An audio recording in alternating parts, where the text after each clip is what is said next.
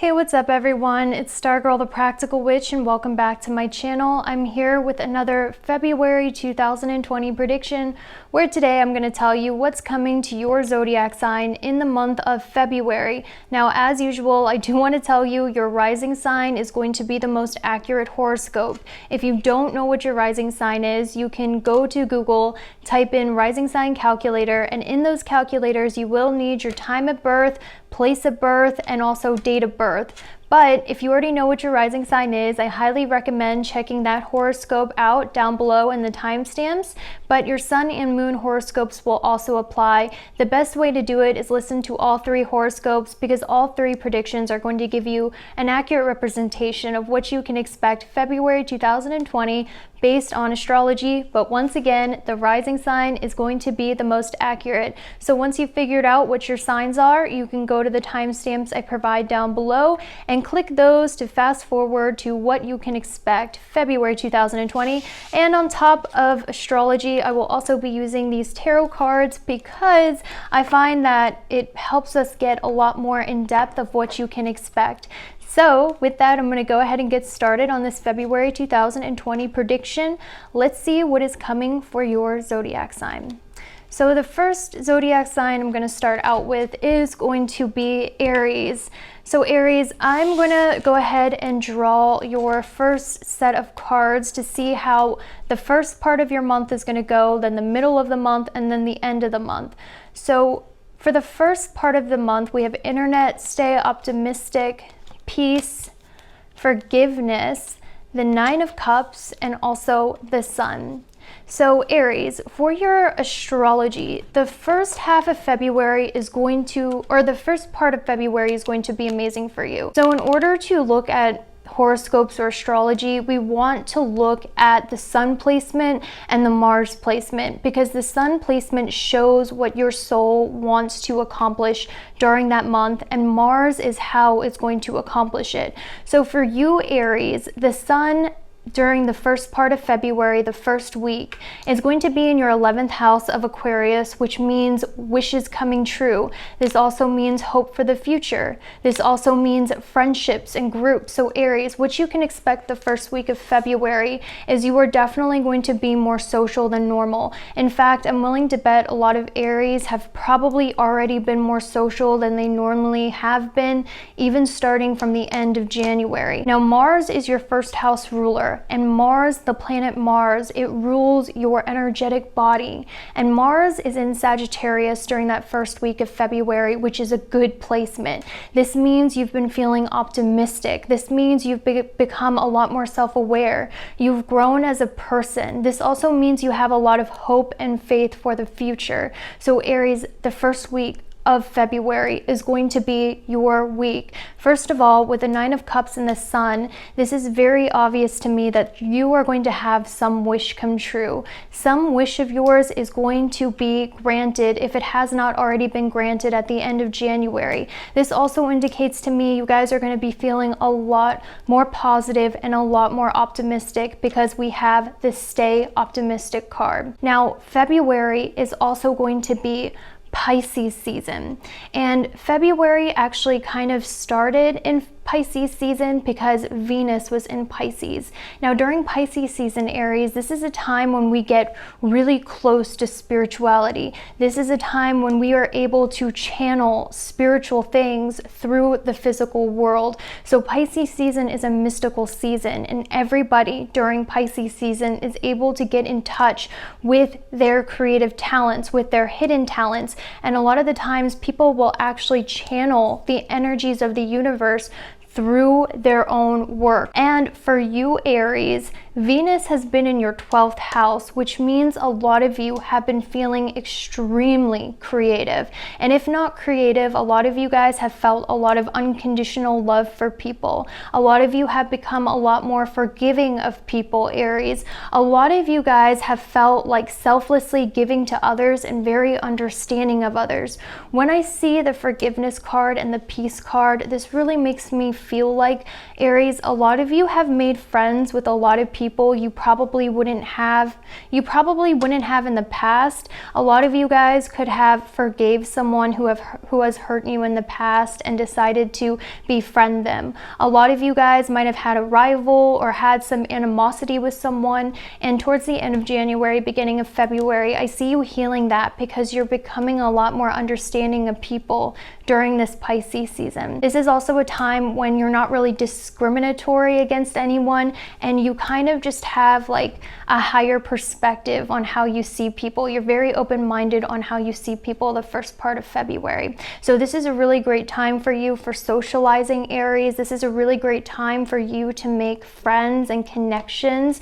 This is a really great time where you are going to feel very good and wishes of yours are going to come true. With internet, you're going to be a lot more social and you're going to have fun interacting with others. A lot of you could have made a new friend or will in the first week of February. So it's social, wishes coming true, optimism, channeled messages through your art. So if you guys feel creative, Aries, in the beginning of February, know because this is Pisces season, these creative ideas are actually coming from the divine or your higher self or deep inside of your subconscious. So a lot of your hidden talents are going to come out. This is a great time for Aries who are artists to start creating art because you will make the best art you've ever created in a while. So all of this is all good, Aries. Let's go ahead and see what the middle part of February is going to bring for you.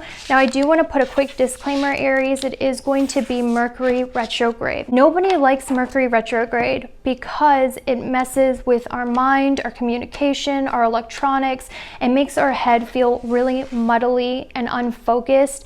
And because it's going to be in Pisces, a water sign, the Mercury retrograde is just intensified. So the middle of February, Aries, everyone is going to be having communication mishaps. You guys might find it hard to focus. You might find it hard to concentrate your brain on anything, or you might also notice you're just a little more spacey. That's completely normal. If something bad happens in the middle of February, just blame it on Mercury retrograde like everybody else. But for you, Aries, for the middle part of February, we have key. Seek no further, your aha moment is ahead. Ready, set, go. Now is the perfect time to dive in and embrace your heart's desire. We have blame, I accept responsibility for my well-being. Black obsidian, death, and the world. Okay, Aries, so this is what I'm seeing for you. So first of all, this is going to be a little bit of a troubling, like the middle part, like I said, for everyone is going to be a little more difficult because of the Mercury retrograde, but it's also going to be difficult because Venus is going to be in Aries in your first house.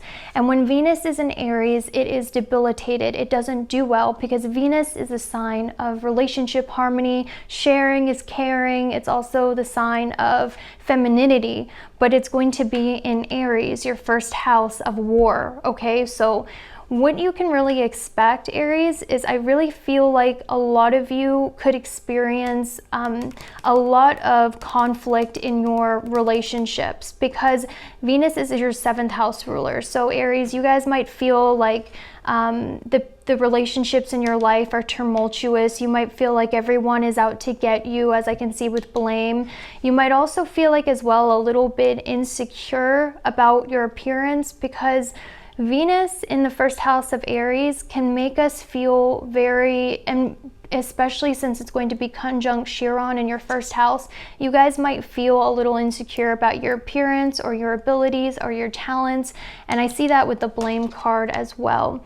And I'm also seeing with like the death and the world card, this really shows me that a lot of you guys could feel like you're not good enough for the world. I want you to know this is Mercury retrograde messing with your brain. This is Venus in your first house messing with your brain.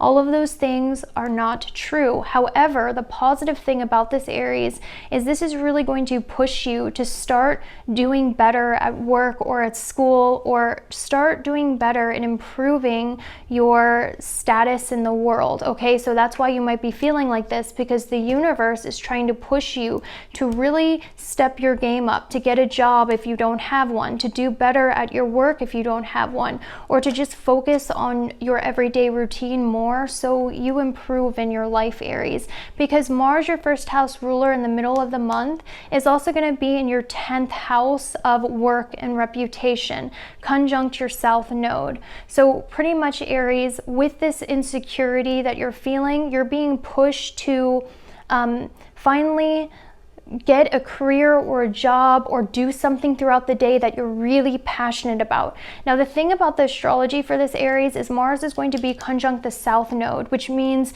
if you're doing something you don't believe in, if you're doing a job that you're only doing for money, all of that is going to result in a lot of failure or dead ends, because with Mars south node in the 10th house, you are being pushed to only do things that you truly feel are in alignment with what you are truly passionate about, because the sun is going to move into Pisces in the 12th house. And this shows me that a lot of you are being pushed to find a job, a career, or do something throughout the day that is in alignment with your beliefs, your morals, and also something that allows you to do something that you truly believe in. With the Death in the World card in the shadow, I do feel like for those of you who are not in alignment with that, if you're at a job that doesn't suit you, or work or school, you could be met with a lot of failure, because Mars next to the south node makes it so we always feel like it's an uphill battle. We always feel like we're meeting a lot of losses. But the way you can fix that is by doing something and trying things that are more in alignment with what you know you should be doing, because we have keys. Seek no further, your aha moment is ahead, and ready, set, go. So you guys will likely know what it is you are meant to do, what it is that's in alignment with your true soul, okay? But you're gonna have to let go with the Death card in the World of all those things that you only do for money or because you feel like it's the right thing to. That's what I see. And I do see a little bit of depression going on in the middle of the month with shadow. I do see a lot of you blaming yourself for these setbacks. These setbacks, guys, are trying to put you in the right direction. Long story short, okay? So let's see what the end of the month is going to bring, Aries, okay? So it is going to be Mercury retrograde until March 10th. So this is going to last a relatively long time, but it's going to be okay, guys, because I see that the way that you're able to escape like the Mercury retrograde, is by being creative. That's what you guys need to be doing. You guys need, like, I see like any trips, because Mercury retrograde is a great time to take trips and be creative for you, because the sun is going to be in your 12th house, and that's how you're going to escape the bleakness of life, so to speak. Okay, so for the end of the month, we have the Dance card. Move to the rhythm of your soul, dream big, let go of small thoughts about yourself, see yourself succeeding. We have Service, we have Healing, we have the Magician, and the Four of Wands. So Aries, I do want to tell you the end of the month is going to get a lot better. I see that a lot of you, first of all, with the Magician and the Four of Wands, this talks about manifesting a wish into a tangible reality. And we also have it with dream big, let go of small thoughts about yourself, see yourself succeeding. So at the end of the month, Aries, you are going to have some sort of victory. Something you've been trying to manifest is going to manifest. And with Dance, this is going to be something that is cause for celebration. So you are going to have some sort of win at the end of February. At the end of the bleakness, there's going to be a win. A wish is going to come true. I also see with Service and Healing that a lot of you guys are going to find what it is that heals you. You're going to do what it is that heals you, that moves your soul. And I also feel like, Aries, because your 6th house ruler is going to be in the 12th house of Pisces, I think that a lot of you guys are going to get really into some sort of movement, whether it's dance or yoga or something active that you like to do for fun that really heals you.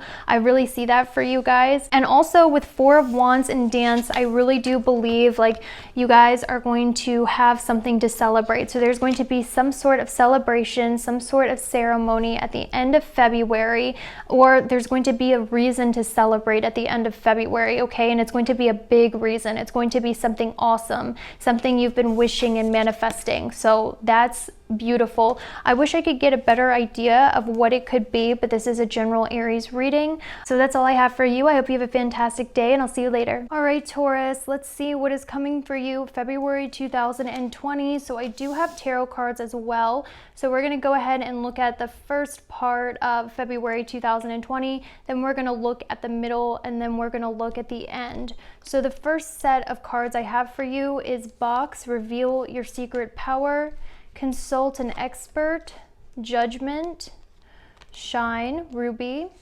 We also have the Five of Cups and the Chariot card. Okay, Taurus, so in order to see what's going to happen to you at the beginning of February, we have to look at the sun, and where the sun is shows what your soul is trying to accomplish in February, and Mars shows how it's going to be done. So for you, Taurus, the beginning of February, the sun, which rules your 4th house of home and family, is going to be in the 10th house of Aquarius. So Taurus, you are going to notice that a lot of you in the beginning part of February, this could have started at the end of February as well, are going to be very work focused. And I can also see that with the Chariot, and the Chariot normally talks about being very determined to succeed. So I do see that a lot of you are going to be very focused on work, and that is going to be your main area of concern. Or if not work, it's going to be very focused on a father figure in your life, because the 10th house also rules the father. And this could also mean very focused on whatever it is you do during the day. Like if you go to school, you might notice there's extra pressure on you at school to succeed, or you might notice you're extra bogged down or stressed or worried about school, or you might notice there's like bigger projects you have to do at work or at school. You might notice that you're put in leadership positions, or there's more responsibilities put on you, Taurus, in February 2020, especially the first week. Now, what this also is showing me with the Five of Cups is that I feel like a lot of this work motivation, school motivation is coming from some sort of emotional loss. And the reason that is because in the beginning of February, Mars is going to be in your 8th house, and Mars rules your 12th house. So I'm willing to bet, Taurus, a lot of you guys have had a lot of issues with people who are against you. You might have had issues with men. For Tauruses who are females, you might have had a lot of issues with men at the end of January, beginning of February, which caused you to focus more on work or at school. Or you might notice that like issues with men are what push you into doing really well at work or at school, or they're the ones who push you into succeeding. I'm almost seeing like you're taking a lot of pain, because with the Five of Cups, I see Taurus as the beginning of February, you went through a lot of pain. But if not that, it could have been like with Aries in your 12th house, and then Mars in your 8th house. This could have something to do with maybe you had some health issues. I just sort of see Taurus like the end of January, beginning of February, you guys went through some sort of loss, some sort of emotional pain. It could have been in your relationships. It could have been something that got you really worried or anxious or sad. And then you sort of channeled that energy into work or school. I'm also seeing as well, Taurus, like the beginning of February, a lot of you could be very focused on making the world a better place, because you have your 1st house ruler, Venus. So Taurus, Venus, the planet of love and beauty, rules your physical body. So whatever Venus is doing is really going to impact your life and energy levels. And for you, Taurus, that's been in the 11th house of Pisces. So I do see that a lot of you have been very like, you care about the world. You care about people in this selfless way. You want to help people in a selfless way. You almost want to, you even might have befriended your enemy, or you might be nice to your enemy because you have this unconditional love for people, Taurus, the beginning of February, end of January. I know this is a general reading, but Tauruses, I'm sort of seeing like you guys went through like kind of a difficult period in your life, like something really difficult happened. And with consult an expert and judgment, I really feel like the message for Taurus is some of you like might be getting a divorce. I know it's a general reading, but some of you need to consult an expert or a lawyer, or some of you have had some sort of loss, like emotional loss, work loss, and a lot of you should consult an expert, like a therapist, someone you can talk to, because Taurus, with Mars in your 8th and the 5 of Cups, I really do feel like a lot of you need to ask for help from somebody else, whether it is a therapist, a doctor, or a lawyer. I strongly feel you're being called to do that right now. And I strongly feel like as well that Taurus is like the positive side of that is, even though you're struggling with that, I do see that a lot of you will be shining in work or at school. A lot of you at the beginning of February, end of January, will be seen as a leader amongst other people. Like for instance, Taurus, when I see reveal your secret power, I see a lot of Tauruses might have realized at the end of January, early February, they are a lot stronger than they give themselves credit for. You might notice that from this loss or from this incident, you found great strength within yourself, and it actually impressed you. And I also see that a lot of you have been looked at as a leader or a pillar of strength to people around you who are suffering. Those are all things I see for Tauruses, which is really amazing, because I really feel like you've stepped into your power as a leader, and that power that you didn't know you had has really started to come out, especially the beginning of February. So this is all amazing. Okay, so the beginning of February is great. Now let's move on to what is going on in the middle of February. And like I was telling Aries, and like I will tell all the other signs, February, the middle of February, there's going to be a Mercury retrograde. And during Mercury retrograde, miscommunication happens. We have a harder time thinking. Communication and travel gets delayed. It's just a miserable time. And especially since Mercury is going to be in Pisces, a water sign, it just makes everything so much worse. So if the middle of January, if the middle of February, not January, isn't your cup of tea, just know it's Mercury retrograde, and this Mercury retrograde is going to last until March 10th, okay? So for the middle of the month, we have Angel, tap into your higher wisdom. We have contemplation time. We have honesty. We have compassion. We have the Hermit, and we also have the Knight of Pentacles. Okay, so Taurus, the middle of February is actually going to be an okay time for you. And the reason why that is because yes, you are going to be feeling introverted, because February 7th, your first house ruler Venus is going to be in your 12th house of Aries. And normally when this happens, this means that we are feeling extremely introverted. We need a lot of time to be alone. We need a lot of time to self-reflect, okay? This is going to be a time when you might not have the energy to go out and do more things that you want to be doing. This might be a time when you need more sleep or you need alone time. I'm just sort of sensing, Taurus, a lot of you might be going through a little bit of a dark night of the soul, because not only that, with your first house ruler being in the 12th house of seclusion, the ruler of the 12th house, Mars, is going to be in your 8th house of seclusion. So Taurus, I really feel like the middle of the month, you need time to be by yourself with contemplation time.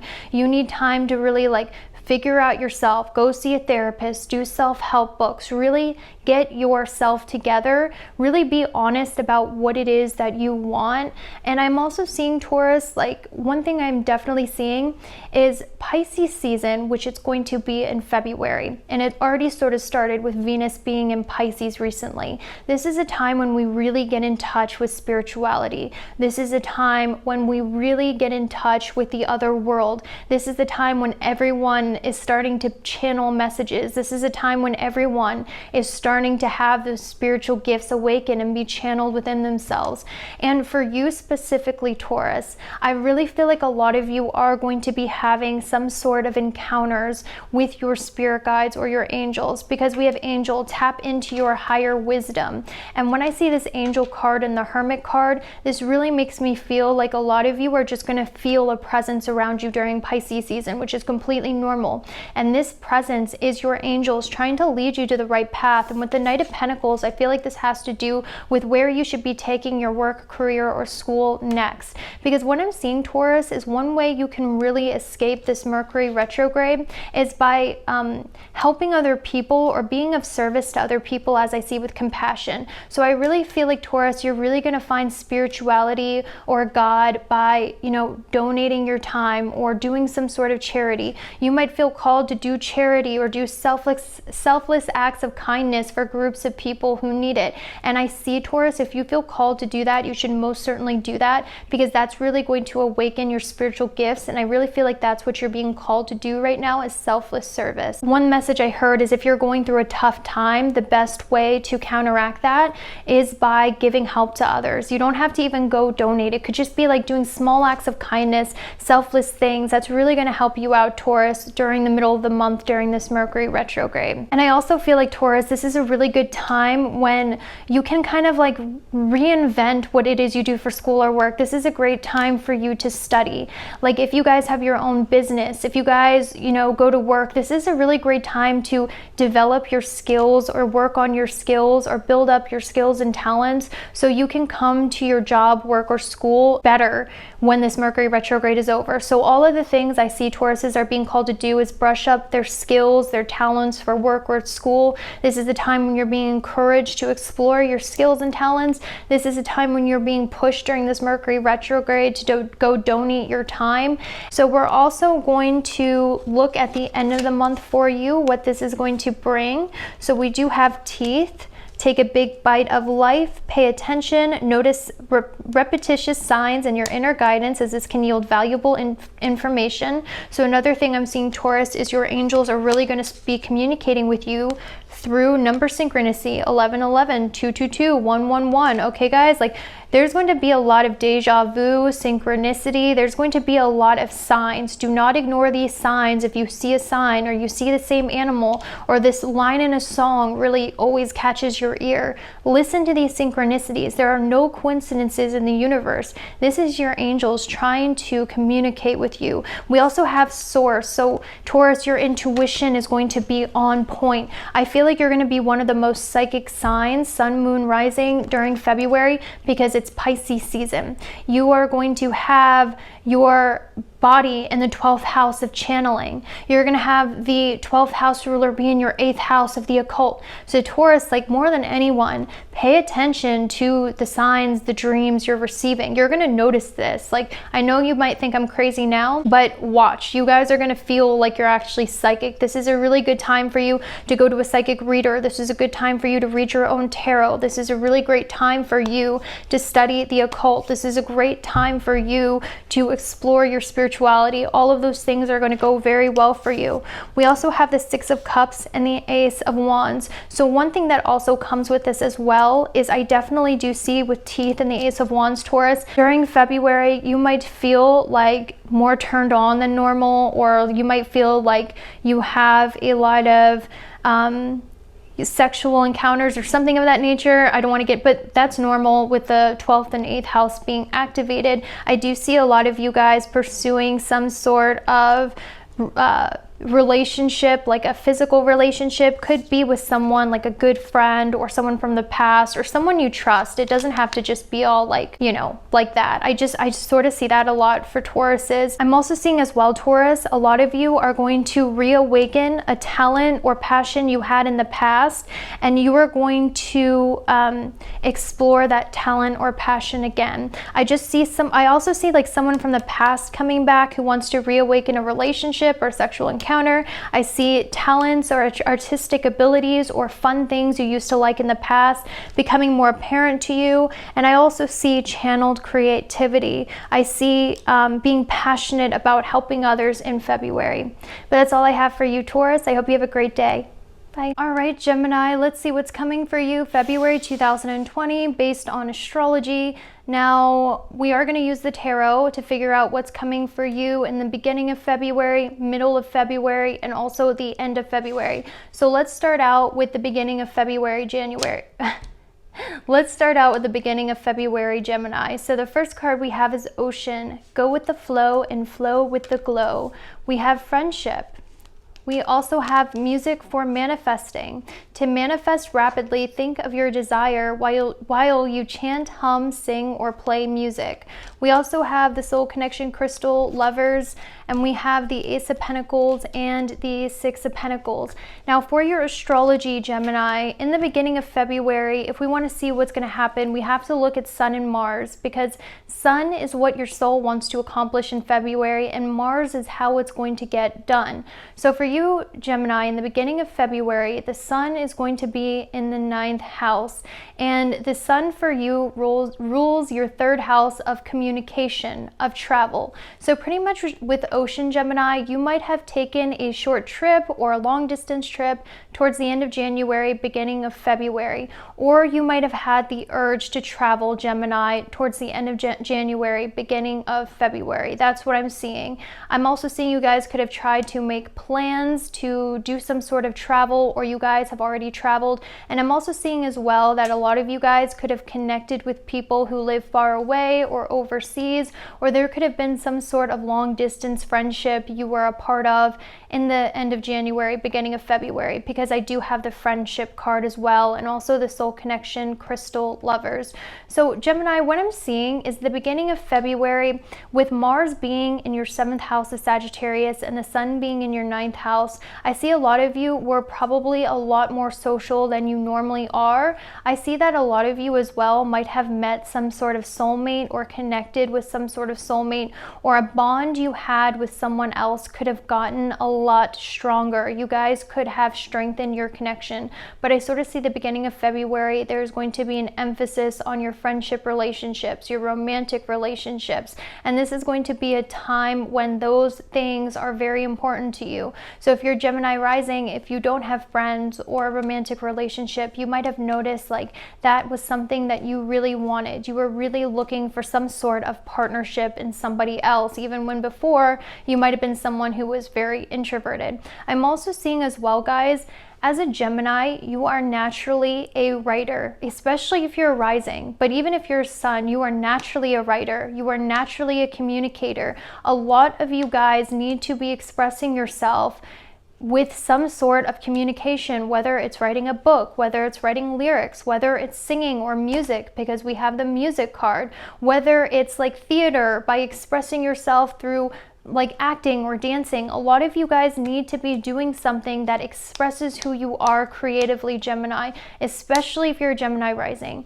And for you guys, what I'm really seeing, because Pisces season is the time when we get in touch with our spirituality, whether it's traditional spirituality or whether it's just that we get in touch with who we really are, and we get in touch with other people in a very spiritual way. I feel like Gemini, one of the ways you find spirituality, one of the ways you get in touch with your higher self, your authentic self, is by creative expression and is by some sort of creative talent that you have. I'm also seeing as well, guys, that with the 3rd house ruler being in your 9th house in February, anything that you put out or publish that has to do with your talents is going to be taken very well. I'm going to repeat this again, Gemini. If you have some sort of talent, if you have some sort of way you express yourself creatively, if you were to publish it or put it out in the beginning of February up until February 7th, I really do believe that this will do really well for you, especially if you're a Gemini rising, because February 7th, Venus is going to be in your 11th house of wishes coming true. And when Venus is in your 11th house of wishes coming true, Venus loves being there. So this means some sort of wish of yours is going to come true, whether it's a wish of a relationship, whether it's a wish of money, whether it's a wish of something creatively you put out there doing well, anything to do with the planet Venus, that is going to come true. So Gemini, around February 7th, you are going to start to notice a wish of yours coming true. And once again, if you're a Gemini, one of the ways you get in touch with your spirituality, one of the ways you are able to channel is by your creative expression. And for a lot of Geminis, I think it has to do with music or poetry.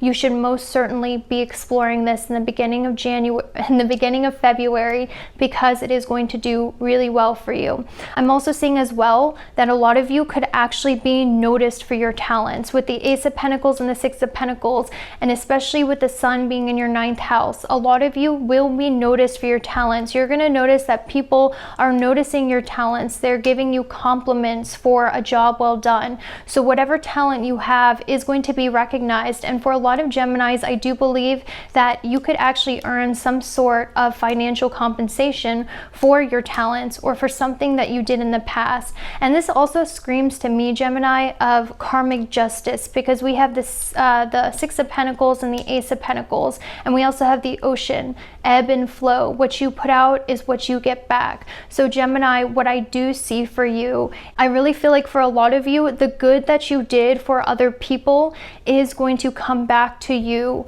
in February 2020, especially towards the beginning of the month.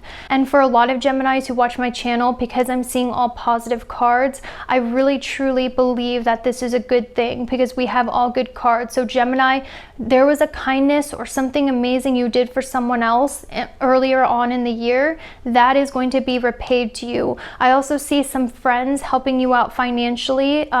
Somebody could give you some money, somebody could help you out with their time, but you're definitely going to be given some sort of charity, some sort of blessing, some sort of gift from someone else. Now, for other Geminis who don't relate to the creative writing thing, even though I strongly believe you should be doing it, I do see with music for manifesting that during Pisces season, a very mystical season which is happening in February, this is a time when we get in, everyone becomes a channeler, our psychic abilities are increased, mystical things happen to us, we get in touch with the other world. I really feel like, Gemini, that the universe, your angels, God, whatever you believe in, is trying to speak to you through music, through a certain song that you really like, through a certain song that moves you. So that's another message I heard. So now let's get into the middle of January. Now I do want February. Why do I keep wanting to say January?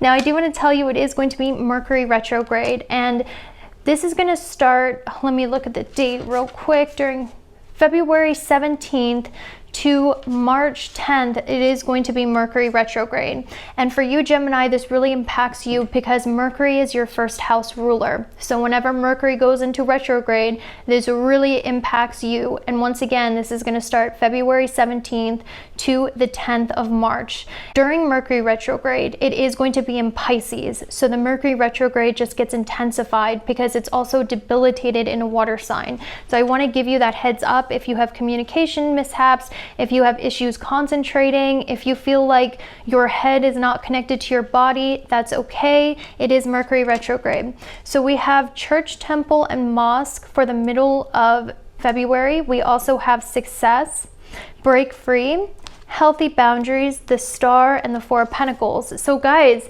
Gemini, this is an amazing month even during the Mercury retrograde, because with the star, like I was saying, a wish of yours is going to come true. So this could happen for you towards the beginning of February and the middle of February. Some wish that you have is going to come true. And I really feel like looking at this, that it could be material or physical abundance, some sort of material gain. I definitely feel that with all of the pentacles. I'm also sensing as well that it could have something to do with success at work, success at a project, success doing something. There's going to be some sort of recognition, some sort of success for your talents, the work that you do. So Gemini, what I am seeing with the Four of Pentacles, the star, healthy boundaries, and break free, is I really feel like there could be some sort of issue for you where someone might try to hold you back from chasing your dreams, or you might feel you might be unattainable to someone with the star, like really far away and out of reach, but someone could be trying to hold you back with the healthy boundaries and break free from you reaching your fullest potential, or from you reaching your future or success. I do see that, Gemini, that could be an issue in February where someone wants to keep you on the ground floor with them, with the Four of Pentacles, when instead you can be exploring your future. You can be succeeding with success. You could be going towards something new and better, but someone's going to want to hold you back or control you or confine you, as I see with the healthy boundaries and break free. And Gemini, I really feel like Spirit is saying, if someone is trying to do that, if someone's trying to keep you on their level, if someone is trying to prevent you from making your dreams come true, or prevent you from chasing your future, or they're not going to be supportive of you moving on so you can achieve success, and they're going to be selfish and want you all to themselves, this is when you really need to break free and assert healthy boundaries. Now, this could be you as well, okay? If someone is out of your reach, if someone is wanting to go elsewhere, let them go. Let them break free. Let them have their space, because you shouldn't have to hold on to something that's yours. Something that's yours doesn't have to be held on tight. It will be next to you. So if someone's acting distant or out of reach, leave them alone. Leave it alone, okay? You are worth more than that. You do not need to hold on to that person, and vice versa. If someone's doing that to you, break free. Go after your success, okay, Gemini? Because this is, especially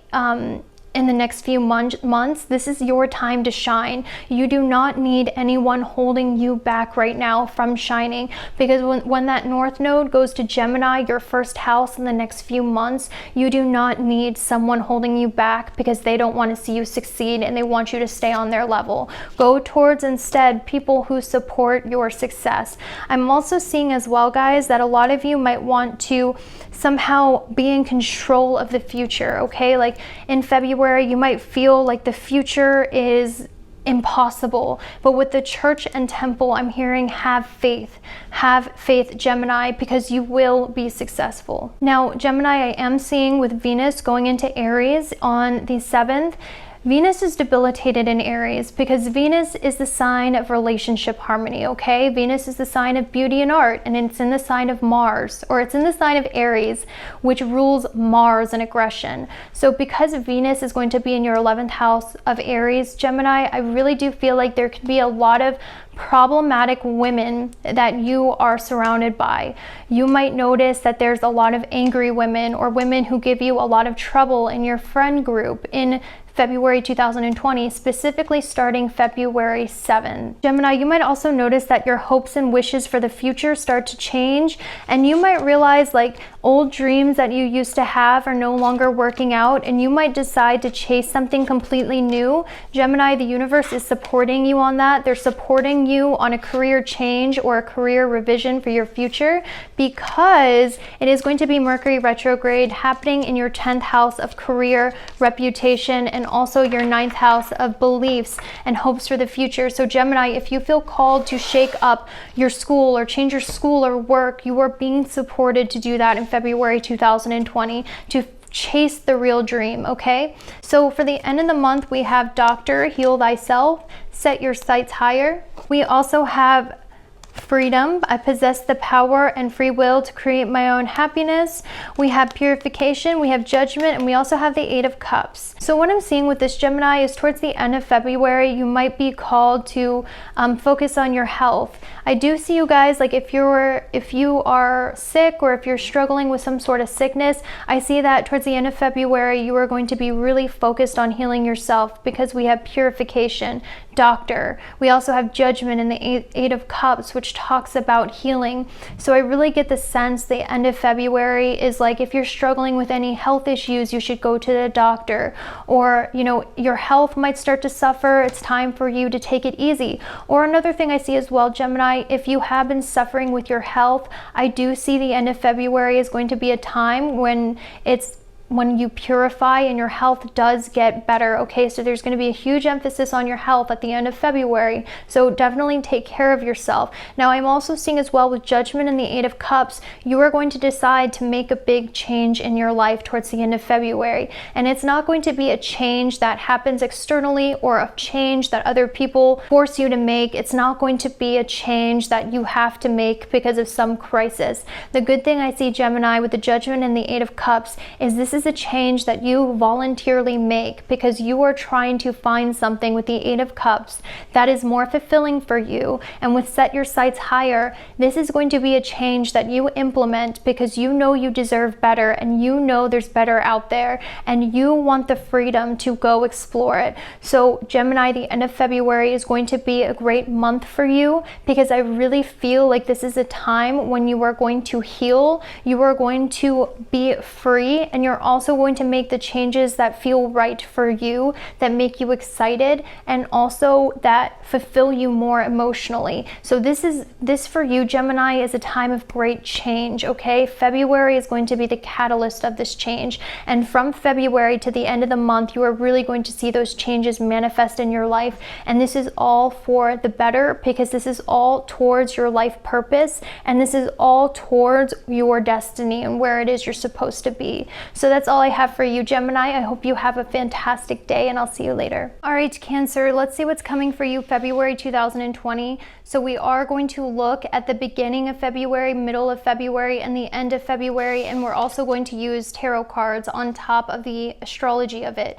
So for you, Cancer, the beginning of February is represented by the cards Purse, Wallet, Pursue Your True Wealth, Adversity, I accept that challenges are the best way to learn, Waves of Prosperity, New Abundance and exciting opportunities wash over you now, Meditation, the Two of Swords, and the Six of Cups. So Cancer, the beginning of February, the sun is going to be in your 8th house. Now, the reason why this is so important is because the sun for you rules your 2nd house of how you value yourself, what you value, your possessions, your material assets, and it's going to be in the 8th house of other people's values, other people's assets, and money that comes from other people. So Cancer, the end of January, beginning of February, you're really being tested on how much you value yourself. You're being tested on your self-worth. So when we want to look at what's happening in astrology, we look at what the sun is doing, because the sun is what your soul wants to accomplish, and Mars is how it gets done. And for you, Mars was in your 6th house of enemies and work. So Cancer, the end of January, beginning of February, with adversity, you might have noticed that there were a lot of enemies, a lot of challenges at work or with people who openly don't like you or try to tear you down. You might notice, Cancer, that the end of January, beginning of February, there was just a lot of challenges you had to face. This could have meant like you noticed that there was a lot of hardships, a lot of struggles you had to go through. A lot of people were trying to sabotage you. You might have noticed that you had a lot more enemies or competition towards the end of January, beginning of February. And that is because the universe was trying to get you to value yourself, as I see with Pursue Your True Wealth.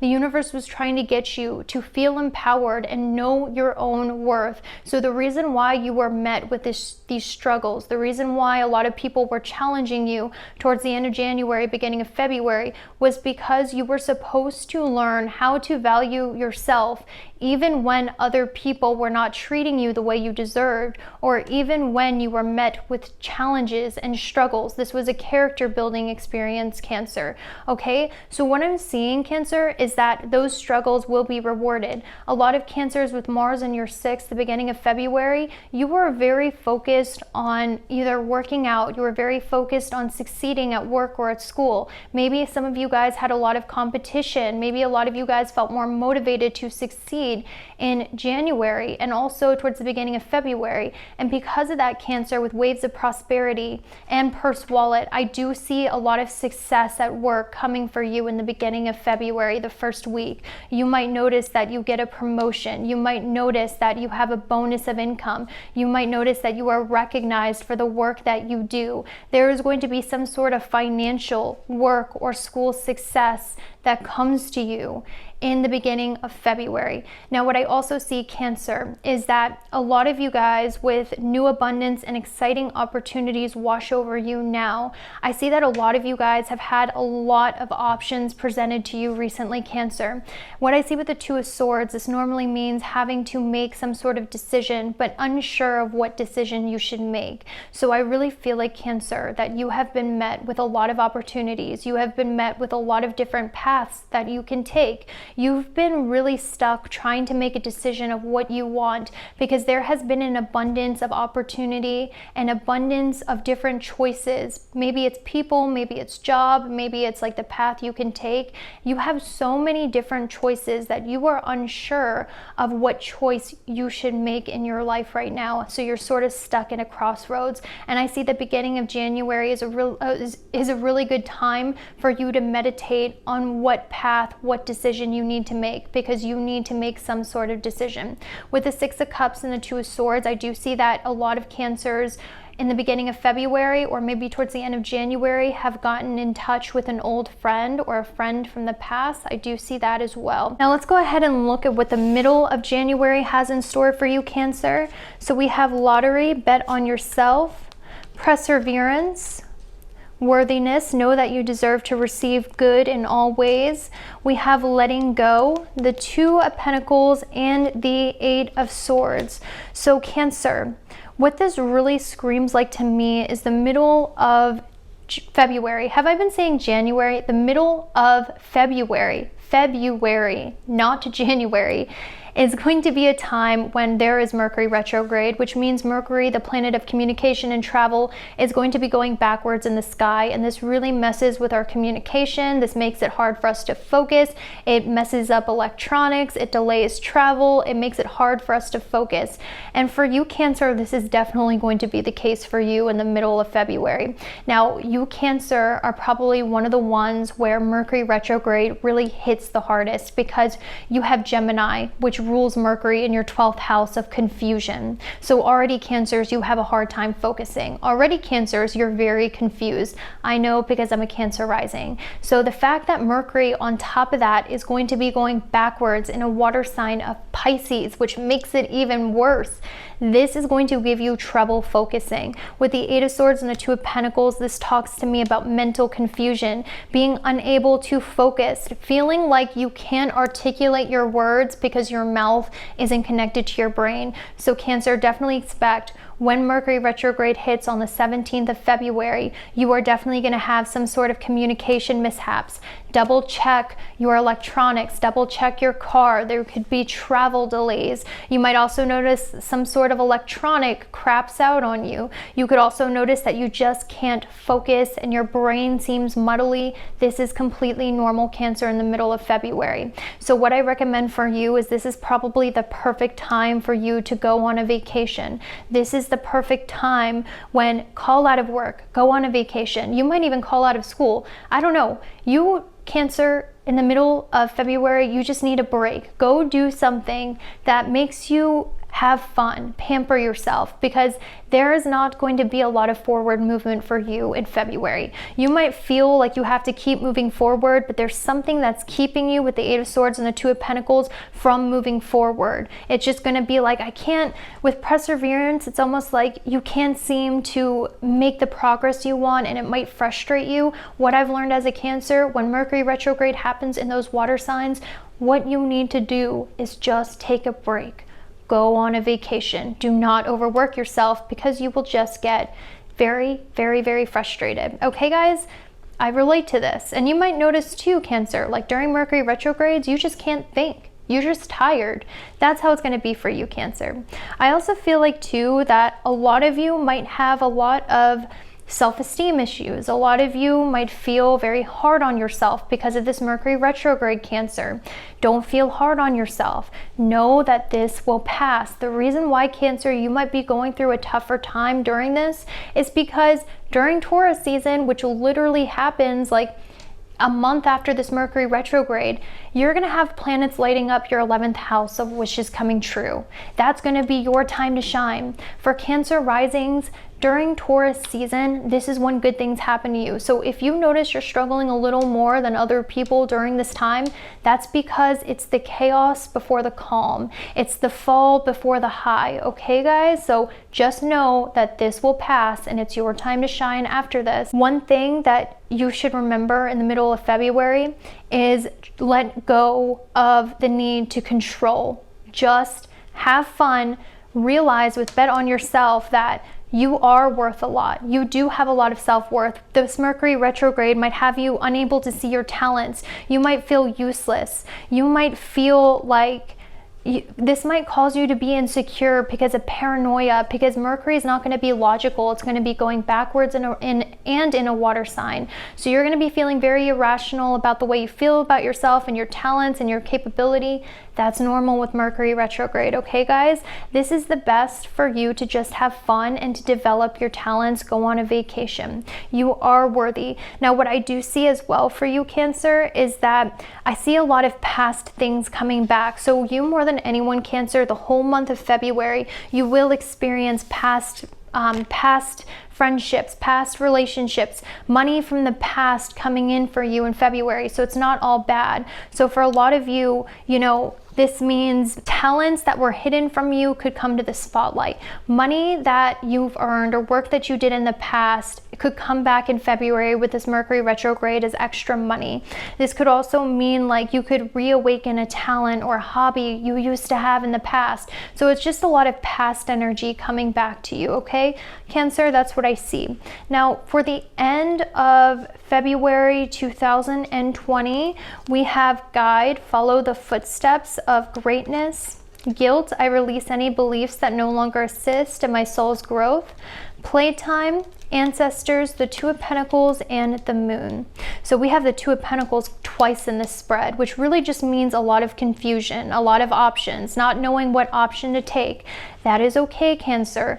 It will become clear to you later on down the line, but just right now, get through this February.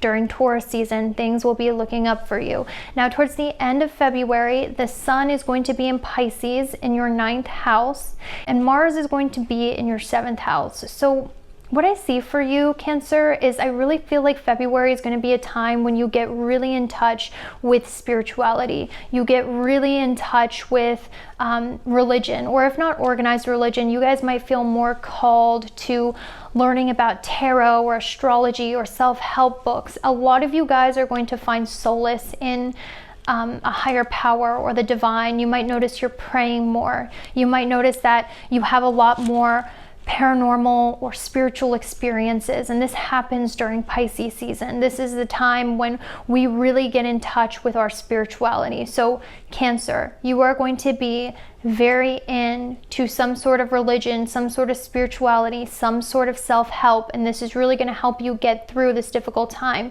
Now, I've said this before in a reading, but Cancers, you are very connected to your ancestors as a Cancer, especially Cancer rising, okay? Because you are connected with the 4th house of family and roots. So most Cancers, your spirit guides are people in your bloodline, are your ancestors. And one thing that I specifically saw is you have guide, as in spirit guide, and ancestors put together.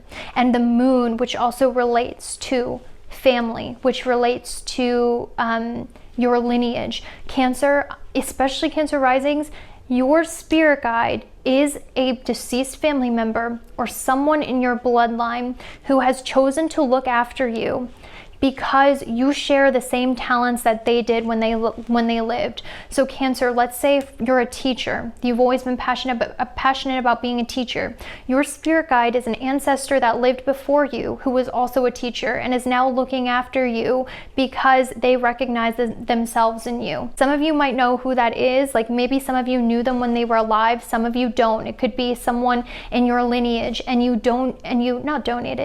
inherited their talents, and that's why you're good at what you do now.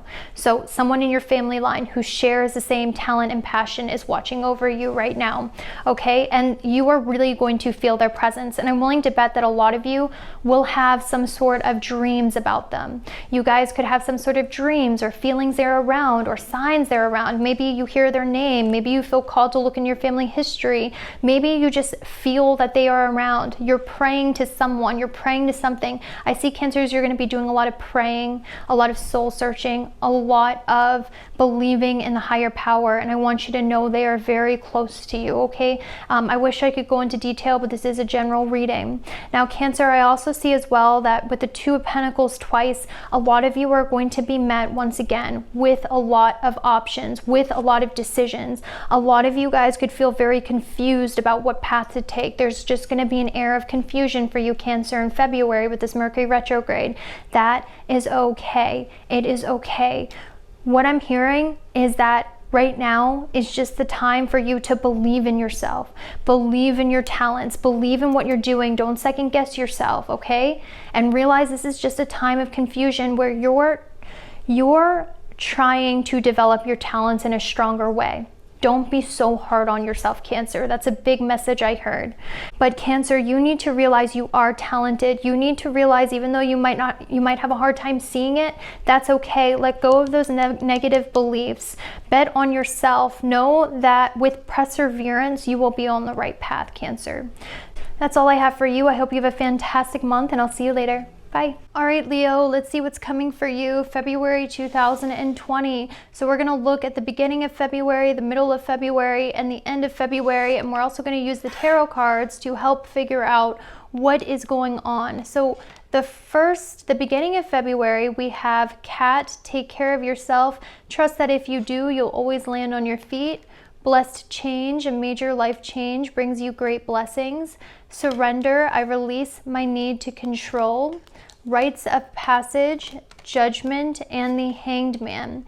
And in the beginning of February, in order to see what's going to happen, we have to look at the sun, because that is what your soul wants to accomplish in February. And we also have to look at Mars, because that's how you are going to accomplish it. So for you, Leo, the sun in the beginning of February is going to be in Aquarius in your 7th house of partnership.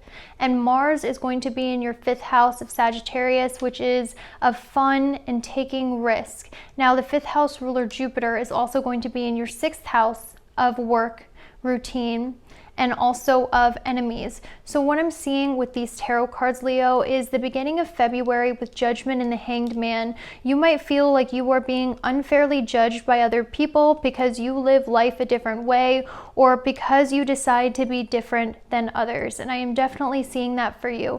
I see, Leo, that a lot of you have been unfairly judged, or a lot of you have felt like not many people understand you, as I see with the cat.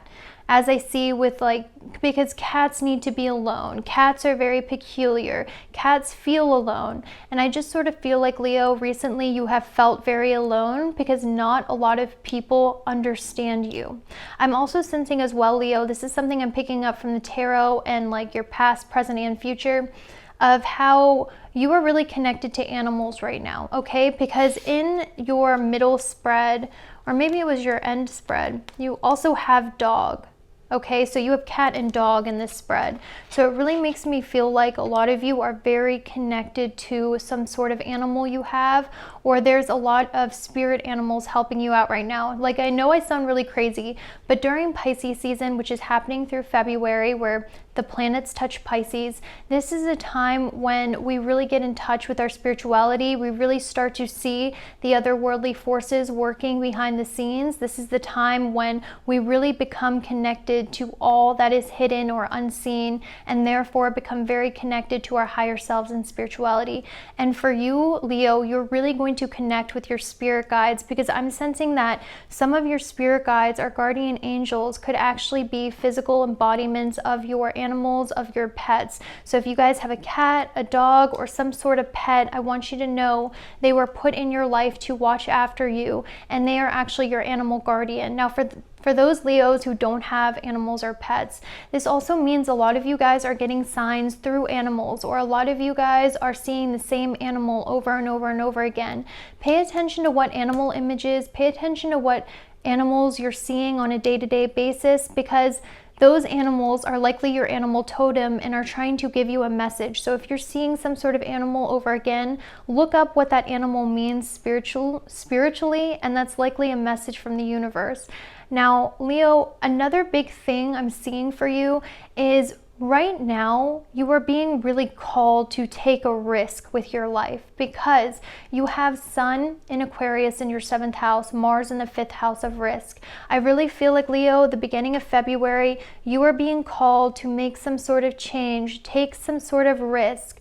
And the reason why I feel that way is because we have Judgment, which talks about change. We also have Rites of Passage, which talks about change.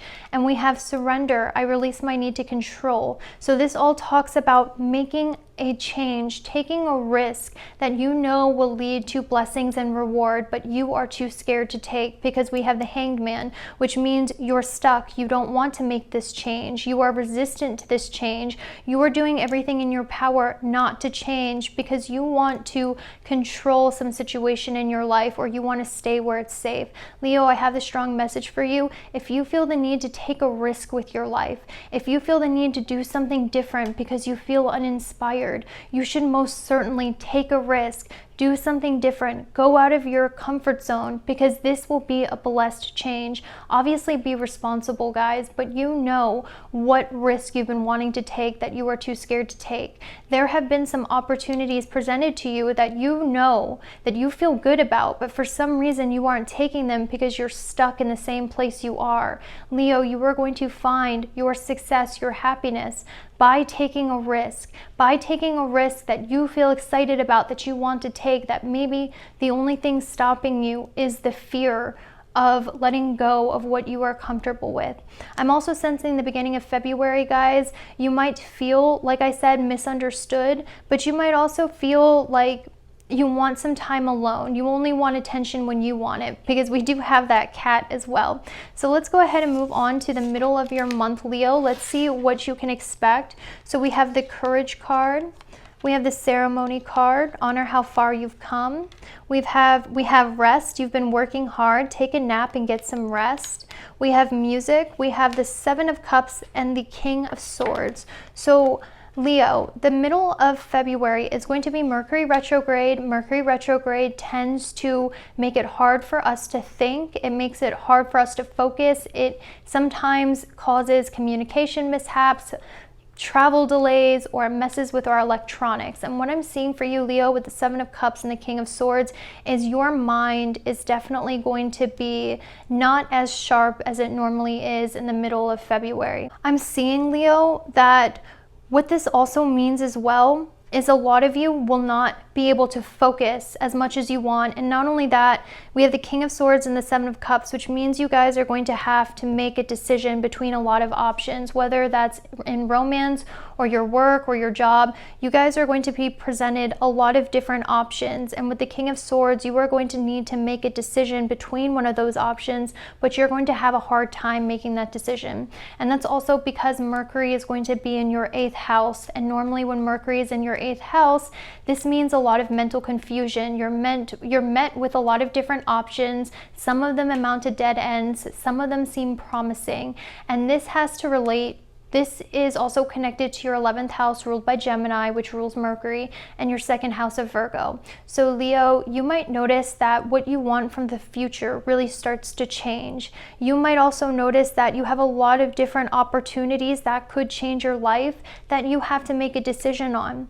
Now, I'm also seeing as well that a lot of you will be feeling a little more drained than normal, and that's because recently, Leo, you guys have been working your butts off, okay? A lot of you guys have been pushing yourself too hard, and Mercury retrograde is going to be the perfect time for you to take a break and rest. If you are not getting anything done, know that Mercury retrograde is not a time of action. It's a time of self-reflection, and it's a time for you to take it easy on yourself, because if you try to push forward during Mercury retrograde, it's not going to be your best work, okay, Leo? Now, I also see with spirit quartz and music and the King of Swords and the Seven of Cups is during Pisces season, which happens in February when planets light up Pisces. This is a time when we really get in touch with spirituality and our spirit guides. All of us become channelers. We are able to pick up things that are unseen in the different dimensions. And what I'm seeing, Leo, with music and the Seven of Cups and King of Swords is a lot of you are going to develop clairaudience during the month of February, especially towards the middle. And this means where you might hear high-pitched or low-pitched ringing in your ear. Depending on what ear it is, this is a sign or symbol from your spirit guides. And I'm also hearing as well that a lot of you might be the best way for you to recharge. For some Leos who do music, is I really feel like you're being called to do music, and a lot of you might actually be able to channel like some otherworldly divine art, the best art you've ever done when you do your music in Pisces season in February. So if you're not getting any real work done, I highly suggest expressing yourself creatively, especially to those Leos who do music, because I see see this is going to go very well for you, okay? And I'm also sensing as well for some Leos who do not do music. I really feel like Spirit is trying to communicate with you through music. And what I recommend Leos doing is pray, get in a meditative state, and then ask your spirit guides for some sort of guidance, and then shuffle a random playlist, and whatever song comes up might have a message in there for you, okay? I know some of you guys are gonna get funny songs, that's okay, but really try to do this when you're in a receptive spiritual state towards the middle of February, and I really do believe you will hear the message in the lyrics, or if you feel drawn to a certain song, that might be your spirit guide trying to reassure you with music. I also feel like as well, Leo, that a lot of you are really going to see past the illusions of people as well in February, because in the middle of February the sun is then going to move into your 8th house of Pisces, and the sun is your first house ruler, so it controls your energy levels. And then Mars is going to be in the 6th house of Capricorn, which means the sun is illuminating all things that are hidden from you in the middle of February, Leo, in your 8th house. So a lot of things are going to come to light to you in the middle of February. A lot of secrets are going to be revealed. People's masks are going to be taken off. You're going to see people for how they truly are. Illusions that people have set up are going to come down, and you are going to be able to see people for exactly who they are. You're going to be able to see situations for exactly who they are. People's true colors will really come out to you, and because Mars is going to be in the 6th house of your enemies, you are going to see who's your enemy and who your friends are. You are going to see who is against you and who's not. You are going to see what paths are for you and what's not. So the illusion is going to come down for you, Leo, in February. Expect secrets to be revealed. Expect things that have been hidden or wrapped in illusion or gave you confusion to be revealed to you in February 2020. So now let's see what the end of February is going to bring to you. We have change, dog, be your own best friend, helpful person, someone wants to help you, think of whom that might be and initiate contact. We also have healer, the Page of Pentacles, and the Ace of Cups. So Leo, what I see towards the end of February 2020 with helpful person, dog, Page of Pentacles, and Ace of Cups, and healer, this means that towards the end of February, Leo, there is going to be someone who is trustworthy that comes into your life at the end of February, who wants to help you out, who is a healer, who heals you with their energy. And for some Leos, this could be someone you already know, okay? It doesn't have to be a new person, but for a lot of you, I do believe it's a new person, because the Ace of Cups talks about new beginnings, and the Page of Pentacles does as well. But I really feel like, Leo, you are, with the illusions coming down, you are also going to find someone or see someone for who they truly are, someone who is loyal, someone who shows you they are loyal with their actions, Leo. That's how you're going to know it's this person. This person is really going to try to help you out. They're going to prove they are loyal time and time again, and also you're going to feel a healing energy around them. This could be romantic or it could be a friend. Keep in mind this is a general reading, but at the end of February, this person is going to come in and they're really going to help heal a lot of the things that you have went through. I do feel like with the Page of Pentacles, this could be someone who is a little on the younger side or the immature side, okay, but they're going to have a lot of great intentions towards you. And I also feel like as well, this person is just like going to be a really good friend, and who that is going to become apparent to you at the end of February. And I also sense as well, Leo, like towards the beginning of the month, people, you might feel very misunderstood by people, but towards the end of the month, someone is going to believe in you, someone is going to believe in your vision, and they're going to help you try to achieve your goals and dreams because they will believe in you. And I also see with the Ace of Cups as well, this could also be romantic, although it doesn't have to be. So that's all I have for you, Leo. I hope you have a great February, and I'll see you later. Bye. Hi Virgo, welcome to your February 2020 horoscope. So we're going to break it up between the first part of the month, middle month, and end of month using astrology and also by using the tarot. So let's go ahead and get started on your first half of February. So for the tarot, we have party, celebrate yourself. We have synchronicity. Your prayers and questions are being answered by synchronistic events. Notice them in order to increase their flow. We have humor. I choose to focus the lighter side of life. Rose quartz, inner child. We also have the King of Cups and the Nine of Pentacles. Now, for your astrology, Virgo, in the beginning of February, we want to look at what Sun and Mars is doing, because Sun is what your soul wants to accomplish and Mars is how it's going to get done. So for you, Virgo, the beginning of February, you are going to be very focused on some sort of routine, on doing something that is very meaningful for you. So Virgo, you might notice that in the beginning of February, even the end of January, you guys were really focused on getting things done. You might have noticed you were more motivated to focus on your health, focus on work, focus on some sort of routine, but not just any routine, something that really got you excited, something that was really close to your heart, something that was really fun to do. So you might notice, Virgo, that you picked up a hobby or your passions became intensified and you were very focused on exploring your creativity and really mastering something that you really believe in or that allows you to have a lot of fun. And what I'm seeing, Virgo, is that beginning of February is going to be amazing for you, because with rose quartz and inner child, this tells me that you will be doing something you truly enjoy that allows you to be creative, that you have a lot of fun doing, that you do not because you have to, but because you want to. So a lot of Virgos, you might notice that work isn't necessarily work anymore. Work brings you a lot of joy, a lot of fun. You might have also noticed, Virgo, as well with the King of Cups, the Nine of Pentacles, is a lot of you guys made a lot of internal changes towards the end of January, beginning of February, and that's because Mars was in your 4th house of Sagittarius, which means a lot of Virgos were starting to make a lot of internal changes at the end of January. So what I see in the beginning of February is you guys are going to be feeling a lot more confident with the King of Cups and the Nine of Pentacles. A lot of you are going to be expressing yourself creatively. A lot of you guys are going to feel very confident about yourself and your creations. I'm also noticing as well, like, self-mastery. So a lot of you guys might have found a lot of things about yourself you want to fix, and you successfully made those changes. And now, because you successfully made changes to better your life is starting to look up, because we also have party. So what I see in the beginning of February, Virgo, is there might be some sort of celebration. There might be some sort of fun thing that you do at the beginning of February, because we also have humor. You might notice that your mood is elevated.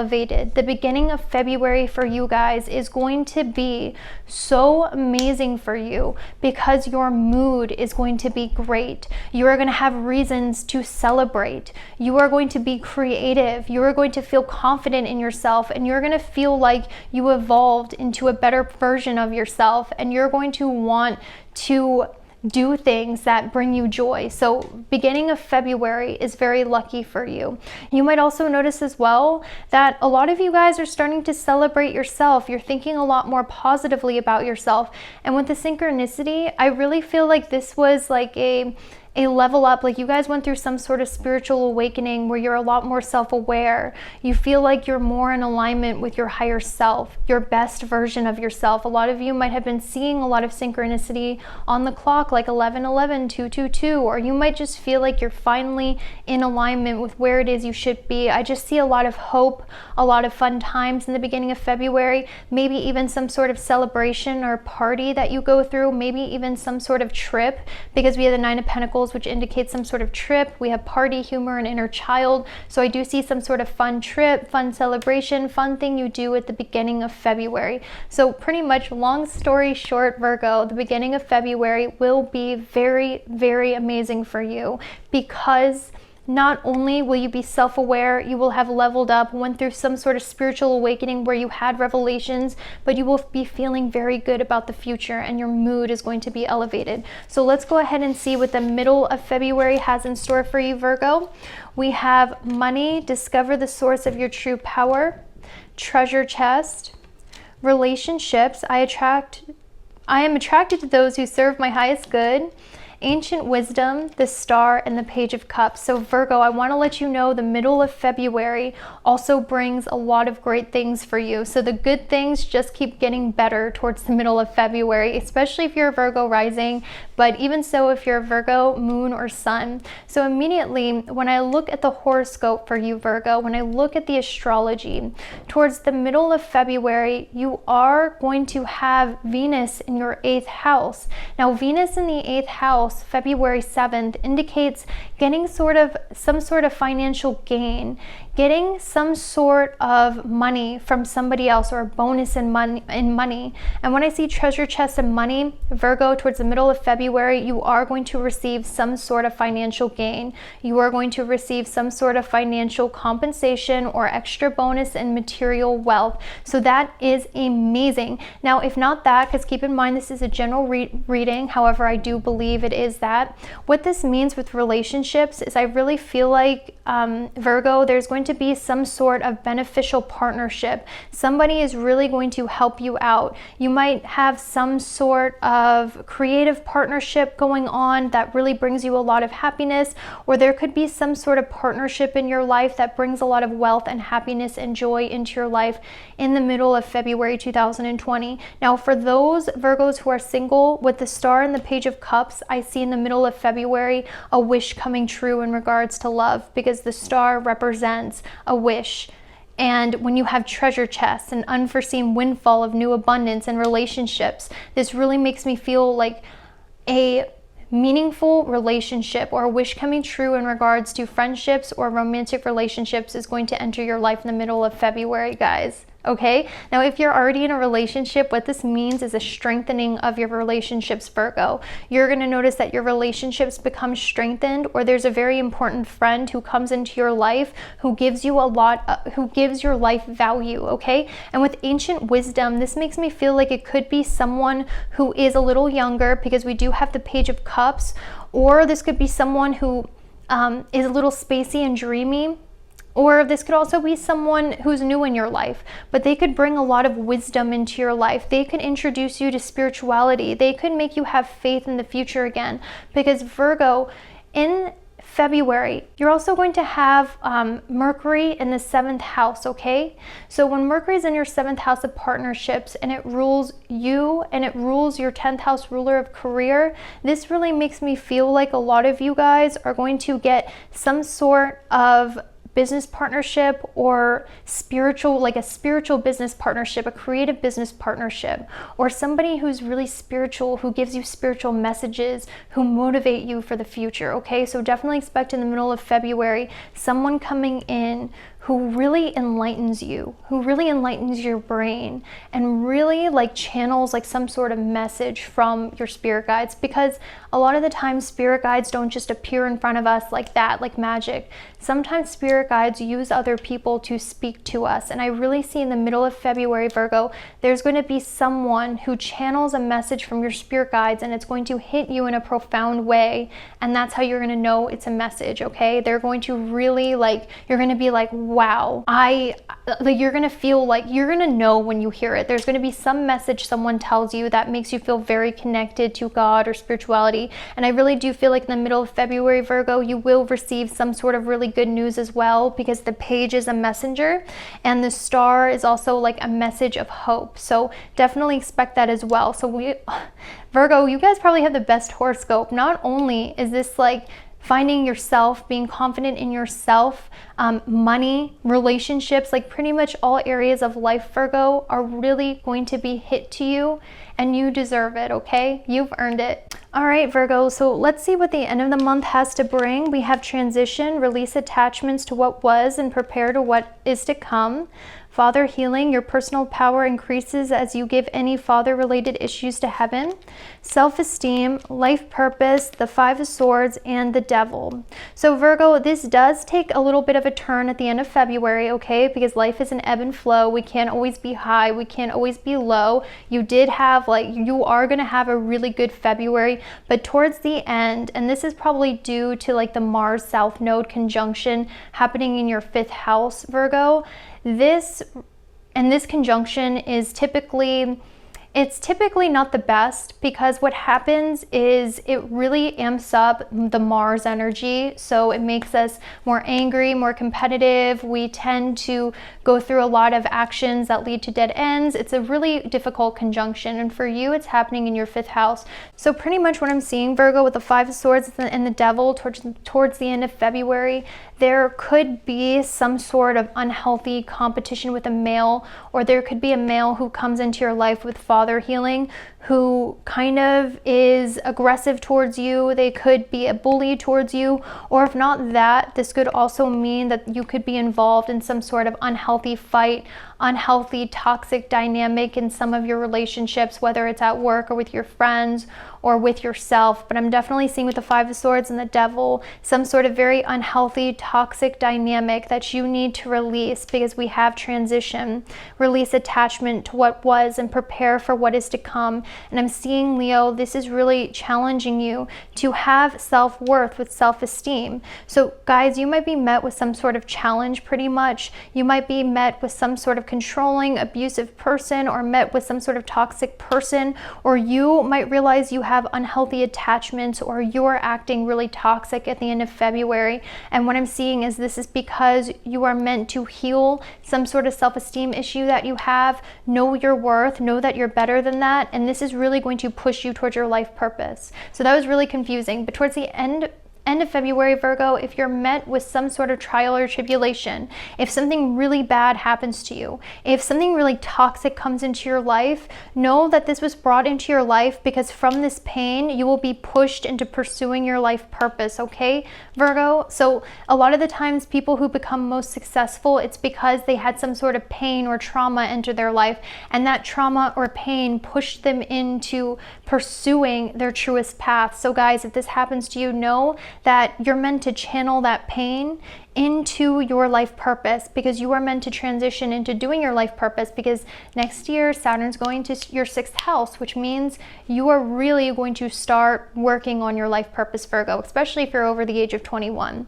So know that this was happening so you could build up your self-esteem and heal those issues in your life so you could pursue your life purpose. With father healing, this could mean dealing with, like, once again, a toxic male, or if you're a male, you could be dealing with yourself being a little toxic and needing to heal some addictions or toxic behaviors that you have. Or maybe some of you guys indulge in unhealthy behaviors due to low self-esteem or for validation. That's all going to be questioned and challenged towards the end of February, Virgo. So that's all I have for you. I hope you have a fantastic day, and I'll see you later. Bye. Hey, what's up, Libra? Welcome to your February 2020 prediction. So in this prediction, I am going to break up your reading into 3 parts. The first part of February, the second part of February, as well as the third part of February. And we are going to be using astrology, but we're also going to be using the tarot cards so you guys can have a very accurate representation of what you can expect this coming month. So let's go ahead and look at your first part of February. We have the loneliness card. I know that I am never alone. Pay attention. Notice signs in your inner guidance, as this can yield valuable information. We have truth. We have healthy boundaries. We have the 5 of Swords, and we also have the King of Wands. Okay, so Libra, what's interesting about the beginning of February for you is that Venus, which is your 1st house ruler, which means whatever Venus is doing highly impacts your energy levels in your life. Venus is going to be in your 6th house, and normally this is not a good house for Venus to be in, because I actually have this in my natal birth chart, so let me tell you how it is. So pretty much what this means for you, Libra, is the beginning of February, you might feel very alone. You might feel very isolated from others as well, because this is going to be in a watery sign like Pisces, where there's a lot of confusion, and also it's going to be with Neptune in Pisces. So you might feel like misunderstood by other people. Even when you're amongst a group of people, you might feel alone, or you might just have a lingering feeling of loneliness, like relationships are really hard for you to form. Or you might also feel as well like people don't really understand you. There might even be conflict in your relationships. You might notice like the end of January, beginning of February, you tend to get in conflicts with other people, or if not outright conflicts, you might feel like you're ignoring a lot of toxic behavior from others, because we do have the Five of Swords and the King of Wands, which is telling me, Libra, and also with healthy boundaries, this is really telling me you guys are being pushed to start standing up for yourself and being more selective about the people and relationships in your life. I'm sort of seeing with the King of Wands and the Five of Swords that there might be someone in your life end of January, beginning of February, who kind of wants to assert their will over you. You might feel like they want to control the situation, or they want to tell you what to do, or at the same time this person might actually be a little like verbally abusive, or they might just do things that you feel like are not right and kind of are against what you want to do. I kind of sense like a little bit of bullying. I'm also sensing as well that for some Libras who are surrounded by toxic people, I just sort of feel like Venus in the 6th house is trying to get you to be aware of the truth, because we also have pay attention and truth, which is telling me that you guys really need to believe someone with how they treat you. If someone isn't treating you right, if someone is not being treating you with the same kindness that you're treating them with, then obviously this person, believe them and how they treat you. If they're treating you like that, believe them. I feel like this is a time when you're really needing to speak up, because we also have your sun, which is what your soul wants to accomplish in February, in your 5th house. And your sun controls your 11th house. So there's like this opposition between what you want, what feels good for you, and what your friends want. So Libra, the beginning of February, end of January is really a time when you need to speak up for yourself. This is a time when your soul, with the energies going on, really wants you to assert healthy boundaries and stand up for yourself. And I'm just sensing as well, Libra, recently you might have noticed that the people you surround yourself with, it could even be your family members, are just kind of toxic for you. So it's time for you to speak your truth. Realize it's better to be alone than surrounded by toxic people. And it's also time for you to stand up for yourself, because I know Libras, a lot of the time you guys are peacekeepers and you do like to keep the peace, and I totally understand that. But right now your soul wants you to figure out what's important to you, and also to speak your truth in a loving way. But let's go ahead and move on to your 2nd week of February. Let's see what is coming for you. So we have the card Healing Heart. You're a powerful healer. Keep up the great work. We have Empathy. I am open to seeing both sides of a situation. We have Work. We have Inner Child. We also have the 9 of Cups and the Justice card. So the good news for you, Libra, is your February does get a lot better towards the second part of it. So maybe like towards the 2nd week, this is when you're going to notice your February 2020 getting so much better. So first of all, Venus February 7th is going to be in your 7th house of Aries, and this is very good for you, Libra, because Venus loves being in the 7th house. It's one of those houses where it does really great things. And not only that, there is going to be a full moon February 9th in Leo in your 11th house of wishes coming true. And when that full moon happens February 9th, it's going to be activating, which means making positive aspects to your 7th house of Venus and making positive aspects to Mars in your 3rd house. So around the 2nd week or February 9th, you guys are going to have some sort of wish fulfillment, because the 9 of Cups also indicates a wish coming true, okay? So for you, Libra, around that time, there is going to be some wish coming true. If you are watching this before February 9th, I highly recommend making a wish or doing some manifestations, because it's very likely it will manifest. Of course, only things that you believe can manifest will manifest in your life. Keep that in mind. But with the Justice card, this almost makes me feel like, Libra, this could have anything to do, like if you've been wanting a relationship, Libra, I definitely see that manifesting for you. If you've been looking for a higher commitment in your relationship, I do see that manifesting for you with the wish fulfillment as well. But with the Justice card, it's really funny because that is your major arcana card.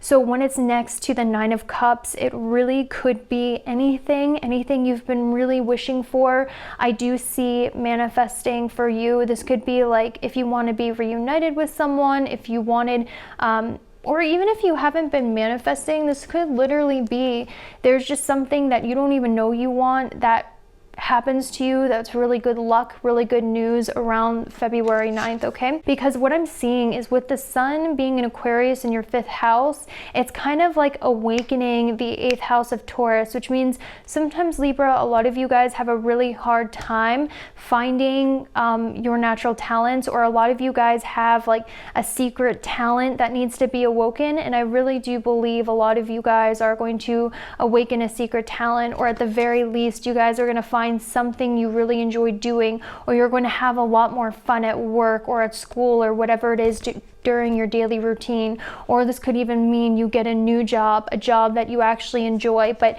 definitely Libra, expect, because the sun will be moving into your 6th house of work and routine.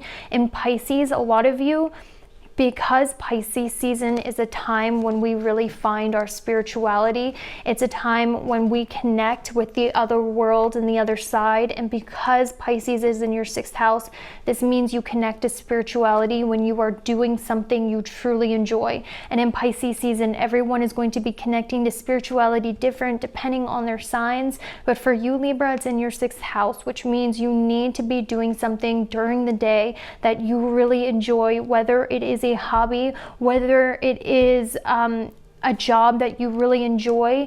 There's going to be some sort of spiritual, beautiful, fun, happy experience for you at work or school, or something that you do routinely during the day, or you could find that, okay? So this is all really positive. Now with healing heart and empathy, Libra, I really feel like, you know, that dispute or disagreement with someone who was a little bossy I saw in the beginning of the month. I see towards the middle of the month you guys are going to resolve that and come to a peaceful resolution, or you're going to resolve some sort of conflict that you have towards the beginning of the month with somebody. Because at the end of the day, I see some people in your life could be really good friends or soulmate connections, and maybe sometimes you just get in a disagreement. But I do see you healing some sort of relationship that's been strained towards the middle of February. So now that we got that, I'm going to go ahead and move on to the last part of February for you. We're going to go ahead and see what you can expect. So far so good, Libra. So the first card that we have is the You Are Being Helped card. Heaven is working behind the scenes to help you even if you don't see it yet. Acceptance. I am learning to accept things I cannot change. We also have service. Once again, we have joy. We also have the 7 of Cups and the 4 of Swords. Okay, so Libra, during February, like I was telling all the signs, there is going to be a Mercury retrograde.